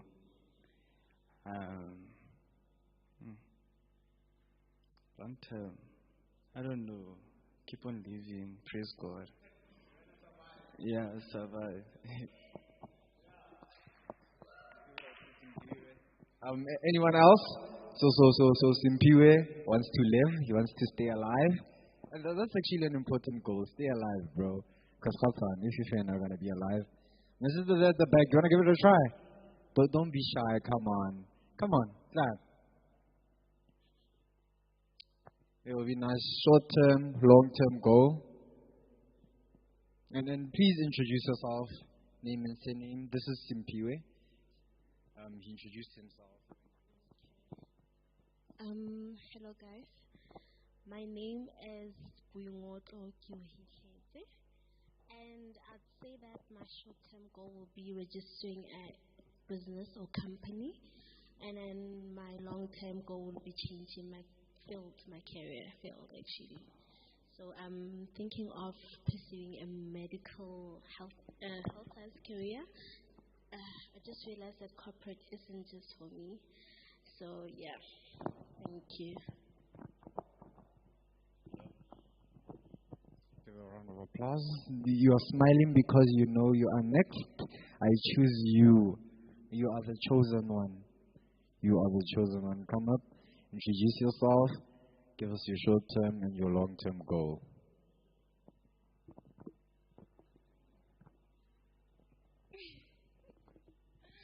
Hi guys, my name is Kagiso. Okay, so my short-term goal is definitely to pass because I'm matriculated last year. So yeah, so that I can do the course that I'm doing. Am I on the right track or not? And then my long-term goal is definitely to go to varsity, like you prefer a varsity than college, preferably go to NW because they're going to apply to the thing, but because of the capacity and late applications, yeah. Thank you. So round of applause. And the last but not least, we have. Okay, you'll introduce yourself. I don't want to spoil the moment for those who don't know you. So get up, introduce yourself, give us your short-term and your long-term goal. Okay, hi guys, I'm Snee. So my long-term goal, honestly, is to get through second year because it's just been tough for me. And my short-term, I actually made a mistake. My short-term goal is to get through second year, and then my long-term goal is to be within law firms and surround myself with lawyers. So yeah. So, that's it for the icebreaker. So the icebreaker that we just did, the whole point of it was just to get to know each other and get to relate, get a feel of what people want and get to know each other. Because now I know Snee wants to. You're studying law, yeah. And I get to know more of you guys so that when I see you in the street, we are not strangers anymore. So that was the whole point of this icebreaker. So I'm going to go Zulu again. Zulu will continue with the program, but before she does, I also want her to tell us her short-term and long-term goals. So, Zulu, come back on the stage, and so it's simple, ne? So you basically introduce yourself. After introducing yourself, you tell us your short-term and long-term goal. It could be in literally anything. Even if it's a short-term goal, long-term goal, I want to call that company consistent, or it could be literally anything. Okay, introduce myself. That is done, because when it started, I did introduce myself. But yes, if you are just tuning in now, halfway through now, Kinatulu, you know me. No, I'm joking. So yeah, Kinatulu, and then so me and Dumisani facilitate this program. And then my short-term goals. So, okay, this one is a bit personal because Pikalona. So, Fruits of Education, especially the programs, the pilot are now. So, my short-term goal is to make sure piloting thing in Nashap so that next year it be like good. Because now, imagine now with us, by YouTube, when now in a little school involved, then you deal with the teachers, with the principals, with the meetings, that kind of thing. Hopefully, God, I'm strength to maneuver also that. But it's a challenge I'm willing to take, and I'm more than ready for it. So, long term. What is long term? 3 years. So, long term. Yeah. Long term. Oh, guys, there's this trip I'm planning. Maybe it's on a short term. Fruits of Education long term. Yeah, something like that. Let's have one which is which. There's this trip I'm planning, and it's going. Everything about it, booking the place. I've never seen such hustle. Trippy so much. So yeah. And happy, I think there's a bit of fear in Yanamuna. You know when you have never been there. But you're like, the tourists they are kidnapping you. And the places are saying, geography. You know when somebody can see whole tourists, when there are no black people or nobody like that, they can see the tourists. It's clear. So advertisement, they are tourists for bad things. They are just like. But it's just, but there's this trip I'm planning, so hopefully it happens. Yeah, within the year. Latest first 3 months of the year, because this year it's really hectic with work, laser program itself, so I doubt. But just after camp leadership, then I want to do that trip. So yes, because also it needs money. So if it needs a year to budget, just know that it's an expense. And then yes, I think we are done with the outbreak. So thank you so much for joining us.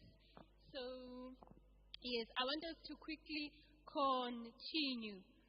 Can we get the next slide? So yes, like I said, mentorship.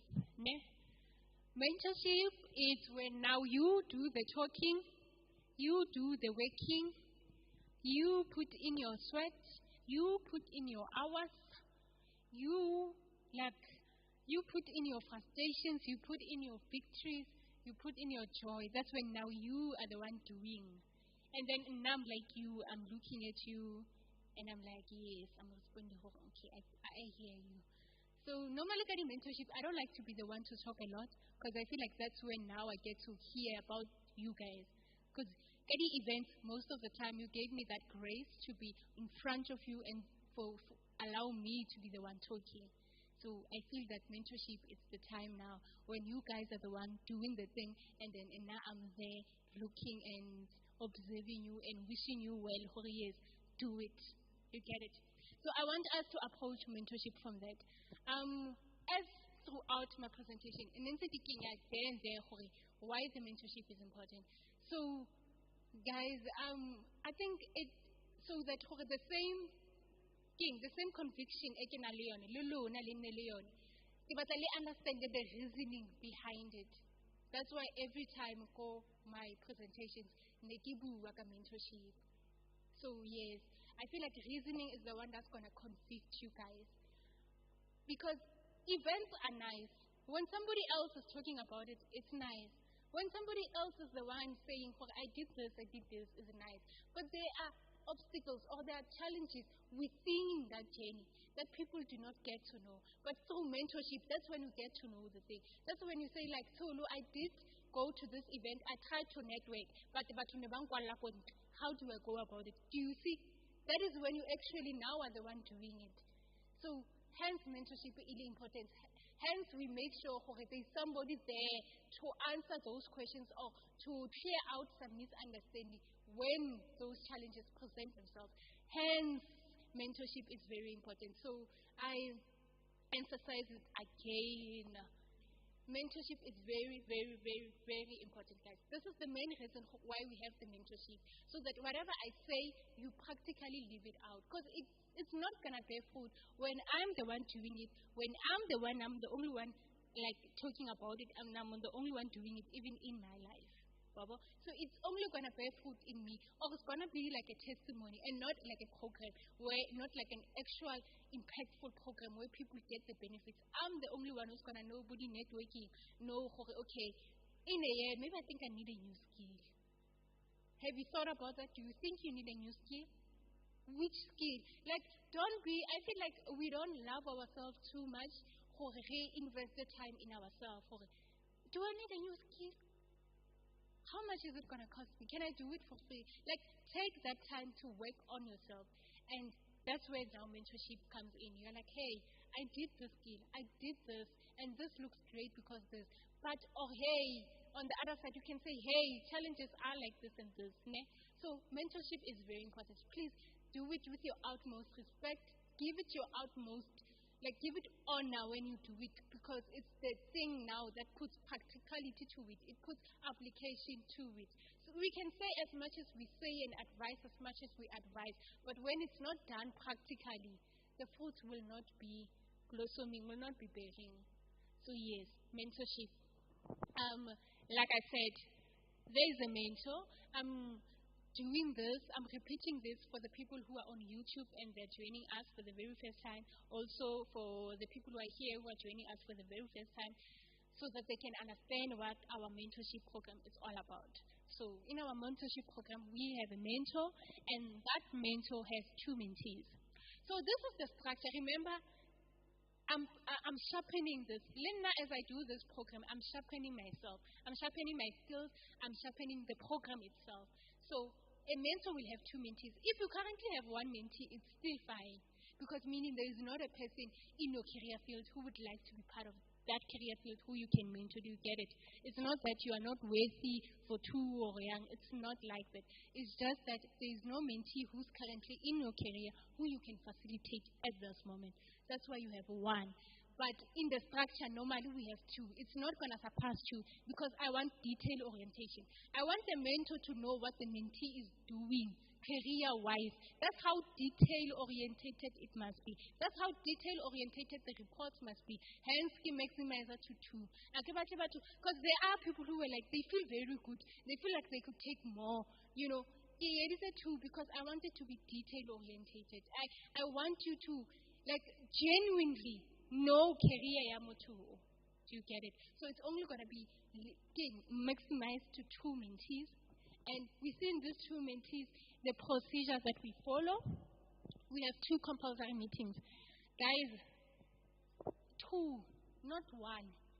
For March, I allowed 1 because I'm addressing some things now. Hence, I allowed 1. But going forward, 2 compulsory meetings. I'm going to tell you the reason why the procedure will stay, and I want people to, like, 100% act as the procedure says. I'll give a reason why. 2, not 1. For March, I allowed it. But going forward, 2 compulsory meetings. And I'm not saying 1, have a long session, level break, speak for 2 hours, or video call, or meet each other for 2 hours, level session. I don't want that. Because if I allow a space, when I leave the action task time frame, I want you to allow space for those things. It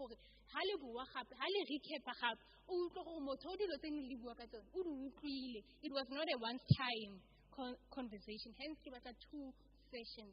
Limit your time. I'm not particular limited. I'm not particularly structured it because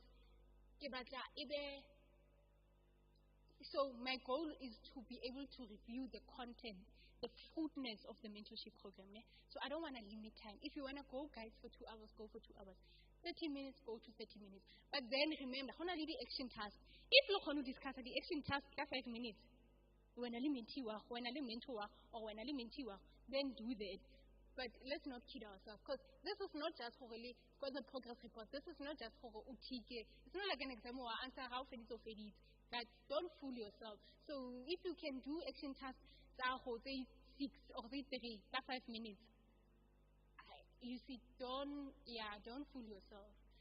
And then you need action tasks. This is the reason why I need the procedure, but if I follow it diligently. Because of the action task. That's the thing I wanna review. But then I can't review it if you guys didn't meet. The procedure is the thing that makes sure, you know, when you have a hypothesis, they are controlled variables. It makes sure no other reason, no other factor affected your statement, your results. So I don't know how impactful the action tasks are if you guys don't even meet. How can I even now give a comment? Your action tasks, they're not like this. They should be like this. I can't even do such comments because I'm still struggling with people sitting to meet. Do you see now? I need the controlled variables. Meeting 2 times, compulsory meetings, that is my controlled variable. So when I go and sit, because I also take time, like there's people that I work with who take time to make sure this mentorship program is the best. So we're going to sit and do, now put monitoring to it, evaluate it. Are we really getting the impacts that we want? There was a challenge noted here. How do we address that challenge? There was this thing noted here. People who did this got the highest results, like excellency. Let's rather ask other mentees or mentors to do this because they got highest. You see, so I do those things. So, guys, meeting that procedure is my control variable. I can't determine how successful the mentorship program is if you guys do not meet, if you guys don't uphold those things. And then you submit the monthly progress report to Tulu, me, but that's what No one has ever had a problem with it. Yeah, you just submit it on my WhatsApp. If you would like to submit it on my email, you can tell me. I can send it also on the group, so you can submit it. How to submit this progress report? Any way you see fit. As long as I can see your answer, you send it anyway. If you have Word and you type on Word, cool. If you don't have Word, I don't know what they call this other word. It's weird, but it allows you to tick. But it's, do that one. It's fine. If it's PDF, if you did a copy, we can take a pad and you take a photo, it's okay. Whatever way I get to know your answer for the mentorship program, it's fine. If you feel like if physically you want to give it to me, now give me Kagiso for April. So meaning when I mentor, April theme, so you can give it to me. You see, for May, if you want to give it to me, like so hard copy, make sure by the time first weekend May, you are done, you submit it. Anyway, it gets to me, I'm okay. Please submit it to me. And then I can't say when I'm unavailable because there's never been that time, but submit it to me, and then now in my automatic for mentorship progress, it will automatically go to me. And when I'm unavailable, I would set it like that, so there's no need to send it to another person. So me alone, it will suffice. And then conflicts. Okay, conflicts and grievances. So when you are unsatisfied, right? You are unsatisfied with how your mentor conducts themselves. Who do you talk to? To me. Okay, first you can talk to the mentor. I don't take that thing out. I'm just, this thing can say if you cannot.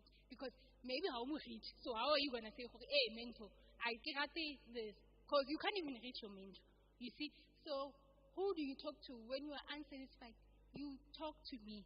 You can text to me, hi, this is regarding mentorship program. Can I concern, or I would like to tell you something. Then you tell me that thing. If you want to call me, just tell me. I think it's better to call. So I will make time available so that they have that call. So all your unsatisfaction, it's me. No changing or rotating of mentors. So when I did this, I wanted people to stay away from Babatla Mang because they are familiar with Mang. So I wanted to destroy, to limit that mentality. Hence, no changing, no routine.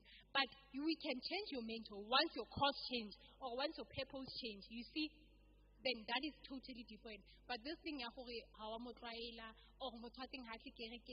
you see, it's not really a problem because we want to use fruits of education to also go preach the gospel. To Christ, people who are invested in God, how do they do? So I think necessarily Horeb use, it's not a problem. Hence, or by choosing the mentees. So who allocates mentors? Me with my committee.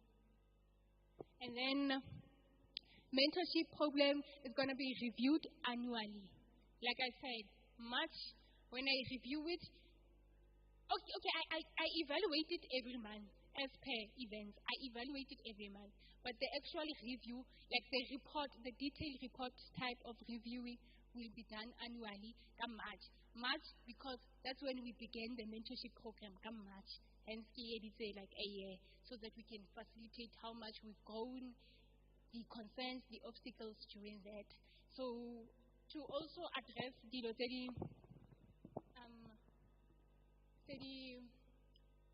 general when it comes to mentorship. What the program asks, what your career asks from you is for you to meet with your mentor 2 times in a month. Is that so much to ask? 2 times. Literally 2 times. Only 2 times. If you want to go above that, then it's good. No matter how hectic, and this goes for mentors, work schedule, hecticness, mentees, goody exam and tests, and these things are the things we can control and are things that we alerted before. So do your due diligence for your career, for yourself, because spend that time or participate in the program. Be busy. During the week, I send you so many messages from me. If you know you don't want this program, you don't want to meet for 2, why do you waste your time like that? For not every week, do you get it? So do the due diligence for you. So that is number one, it's time availability. So budi exam, budi in. For March it's fine. I saw it in the progress report. You couldn't meet because you were writing. You couldn't meet because it was an exam. It's fine. And it was a lot. And that one was mostly for mentees, which is understandable because they are the ones in school, they are the ones in varsity and stuff like that. It's understandable. But you're going to see when we do closing remarks. Even the last event, we agreed that we know that God is the one who grants wisdom. Genius. We know that God grants wisdom. We know God are sick. We know God are we search and search it for. We search the way you search for treasure. You know when you go treasure hunting, wow, it's not here. Oh, you search this wisdom. You search God so much so.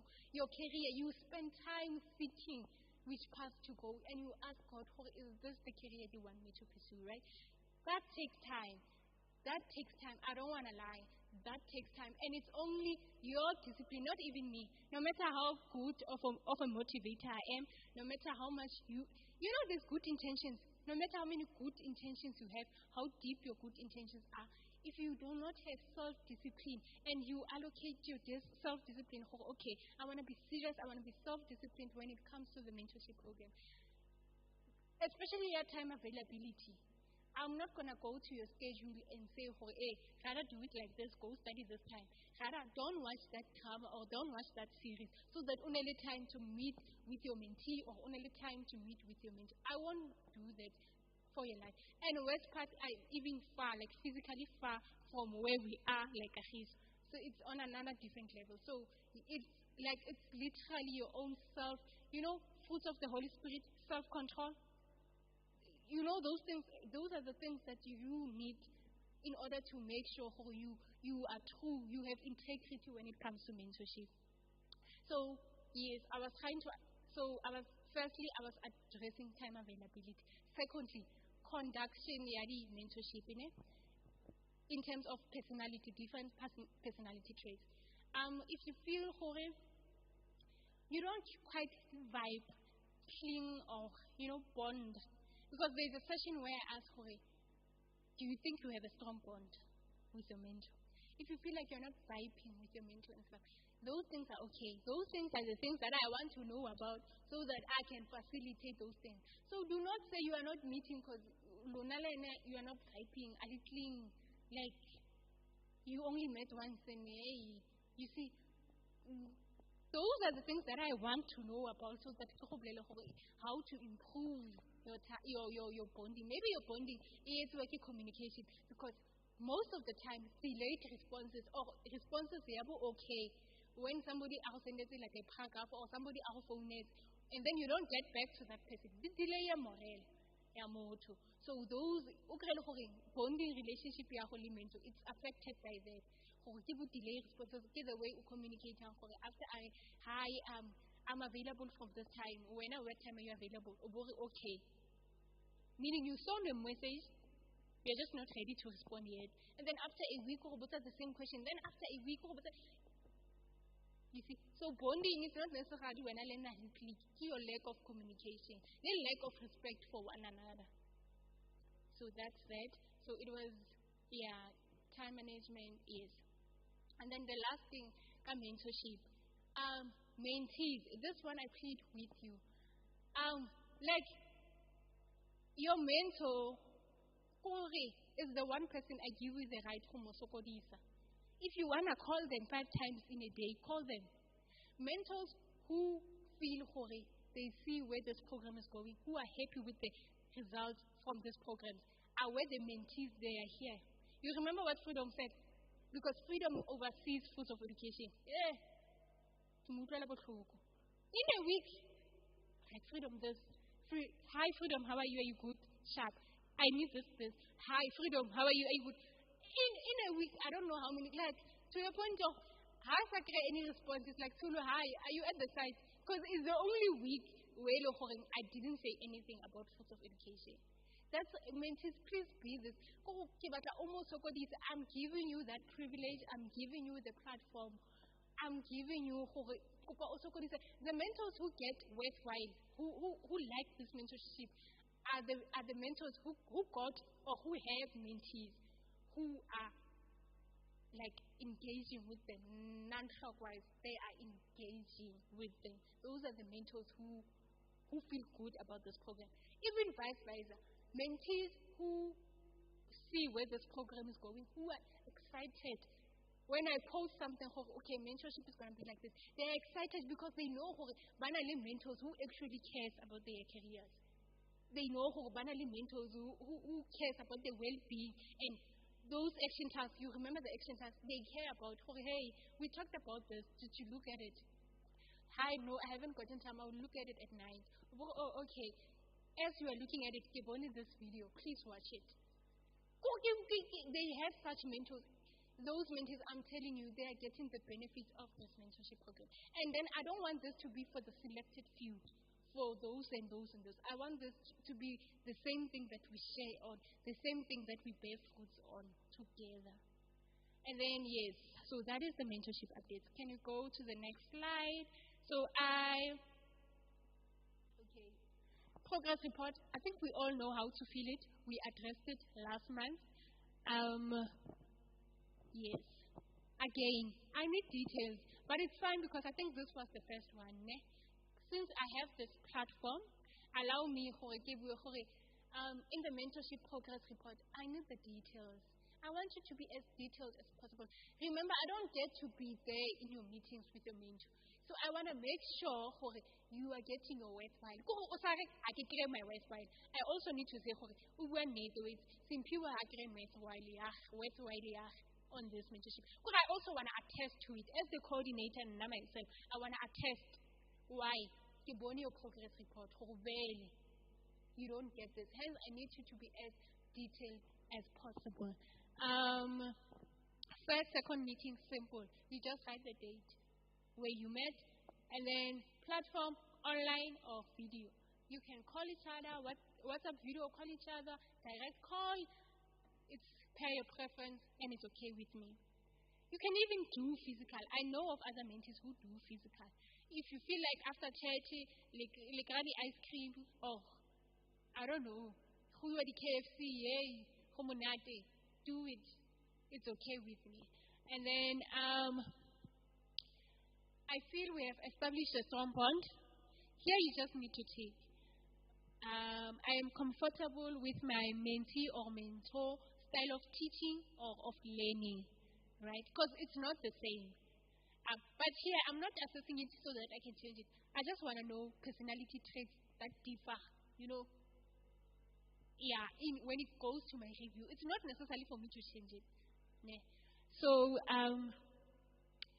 my mentor or mentee is accessible with regards to the times. These times are not the meetings. The times I'm talking about here is, remember I said, have a separate time where you will be free for engagement with your mentor. So, for example, state, okay, during the week I am so hectic, I am so busy. I cannot, I cannot respond same time, get high. But got weekends, this time, hi, I am sure. Even if you call me, I will not mind. If you feel like you are only free from 8, then state it. If you're only free from 10 because literally or can 10, then state it so that mentee is okay. Cutting Wednesdays, so I can say this way because over 10. Do you get it? It's not the meeting. It's engagement outside the meeting at 2 hours. And this engagement, structure, you can custom made it the way you want to. And then, yes, your action task. Whatever you guys discuss, write it there. That's how I want.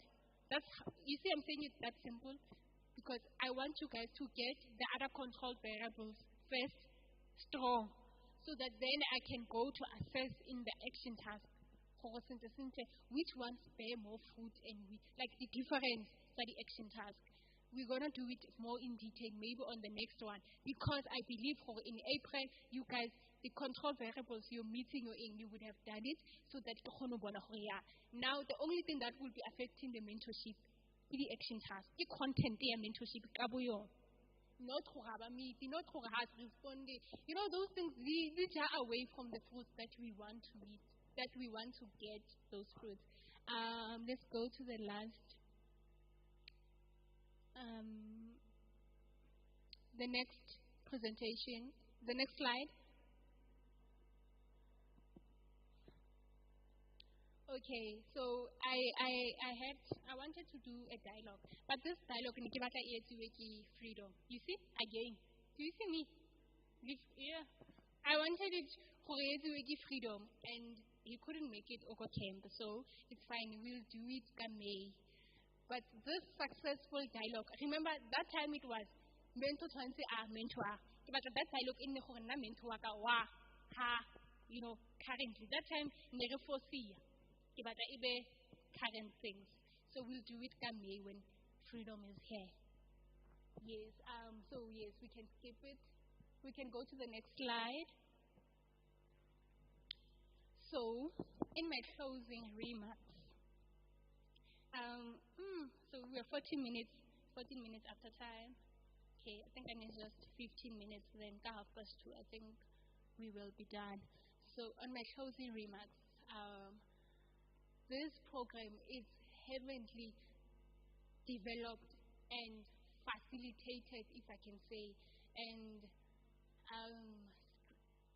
given momentum by God, by the Holy Spirit. So everything I tell you, every presentation slide I prepare, every event I prepare is being prepared with the guidance of the Holy Spirit, meaning I use the Word of God as my reference. Hence, always in the events, we would have a closing remark that dwells deep. Hence, in the morning, we started the prayer. Now we're going to have a remark dwelling deep on the Word. So this is what actually feeds us. This is what actually propels us to keep moving forward.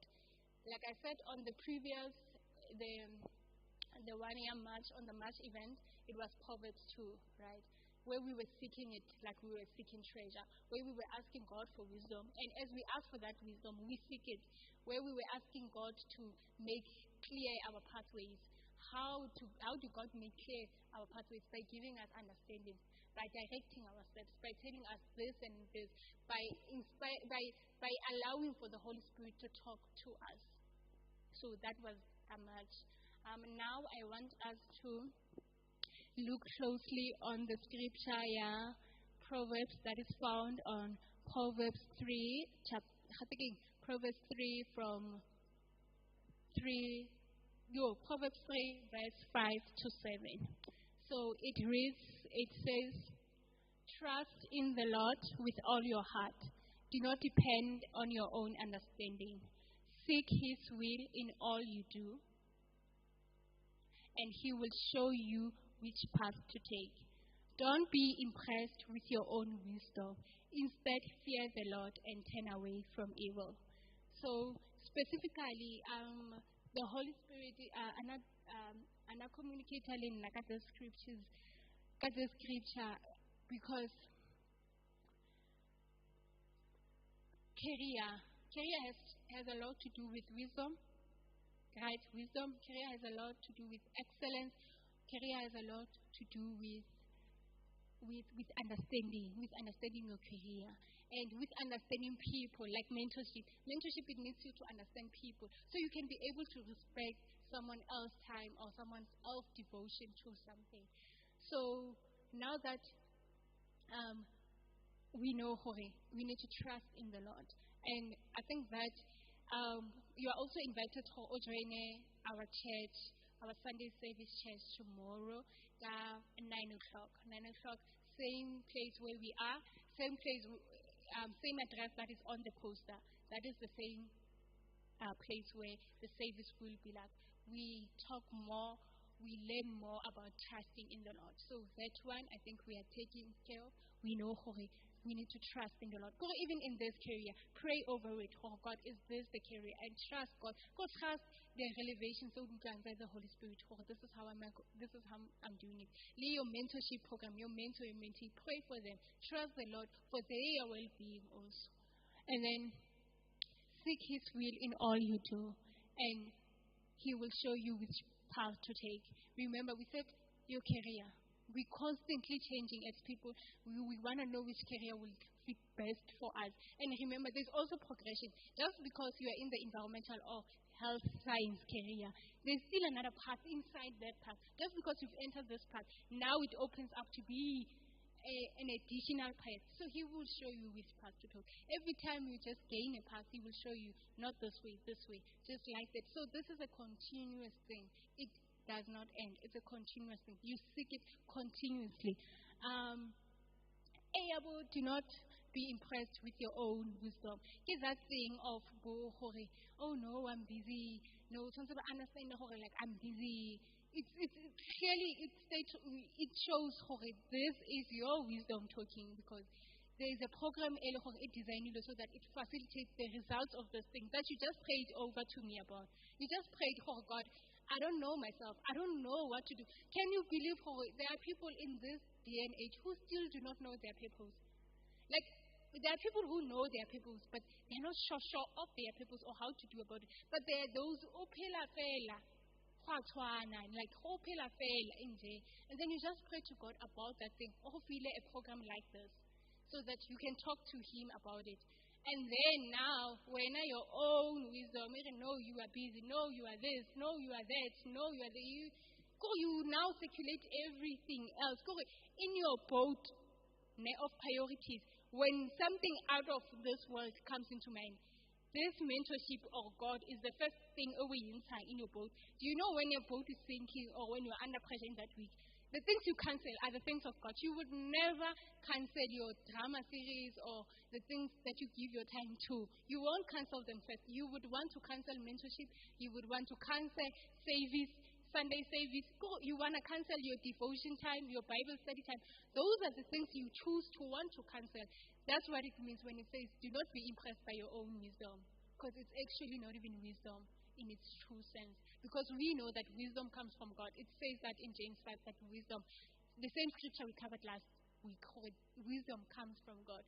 So that is all that I wanted to unpack the scriptures. And then turning away from evil, it's doing anything that goes like evil, doing something evil. When you don't turn away from your evil, it's when you do something that goes against the word of God. God says, talk to me about your future. I am concerned.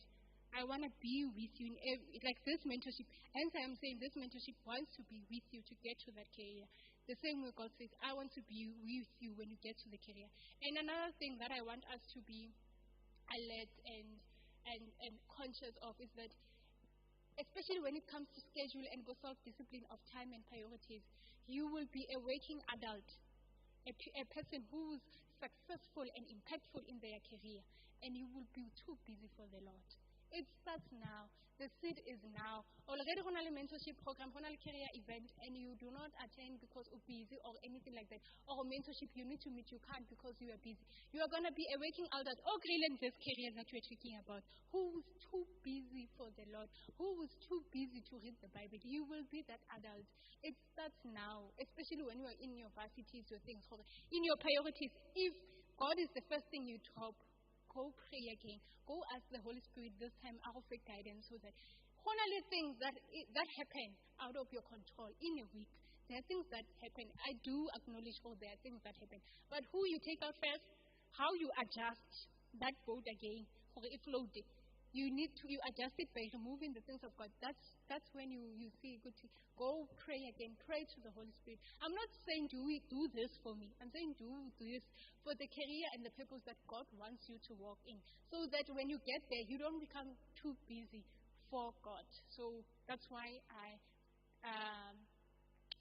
that's what I learned, and I got to know more about it. The scripture, and when I prayed, these are the things that so I wanted to share them with you. As we go now to the month of April, already April theme is posted. Engage your mentor. Don't always look for a mentor in the one I initiated. The only initiation that needed to be there was the first one. When I sent to the group, I initially called every mentors to make sure I send the mentees, greet them, be the one to greet them first. There were mentees who wanted to greet first. I was like, it's fine, you can greet, but I already set your mentor to greet. So she will greet or he will greet. So yes, now initiation comes from both parts.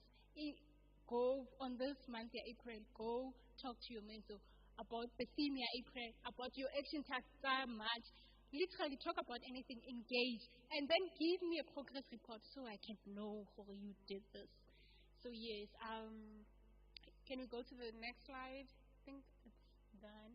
Yes, so thank you so much for people who made time to come here. Thank you so much. I appreciate hard work. I appreciate your effort also going to, I want to attend this program, so thank you.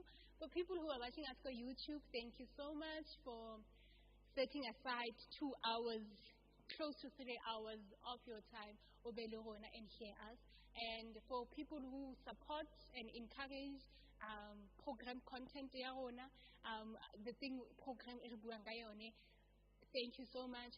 We know we have people who are rooting for us. Some people, because I got viewers, some viewers, they were connecting with me. They don't necessarily benefit, meaning they've reached their career or, where we are now. But they like it. They are seeing it so that there are other families and go their circles. They know how to go about it and how to advise them. So they also use it to advise their own people. And it's like God is doing beyond great. Yes, so thank you to the team who makes sure to make this available, especially for YouTube and everybody. And yes, thanks to everybody. I think we are done. For people who are here, regularly fruits, and I think because there's a less number, I think we can take 2. So yeah, it's gonna be nice. So next time, do join us. YouTube, thank you, and then don't forget to like and subscribe, and see you next time. Next month, first week of the month, Saturday, we are there. We're gonna be doing job application and hunting and how to go about it. Thank you so much. Bye. Thank you, guys.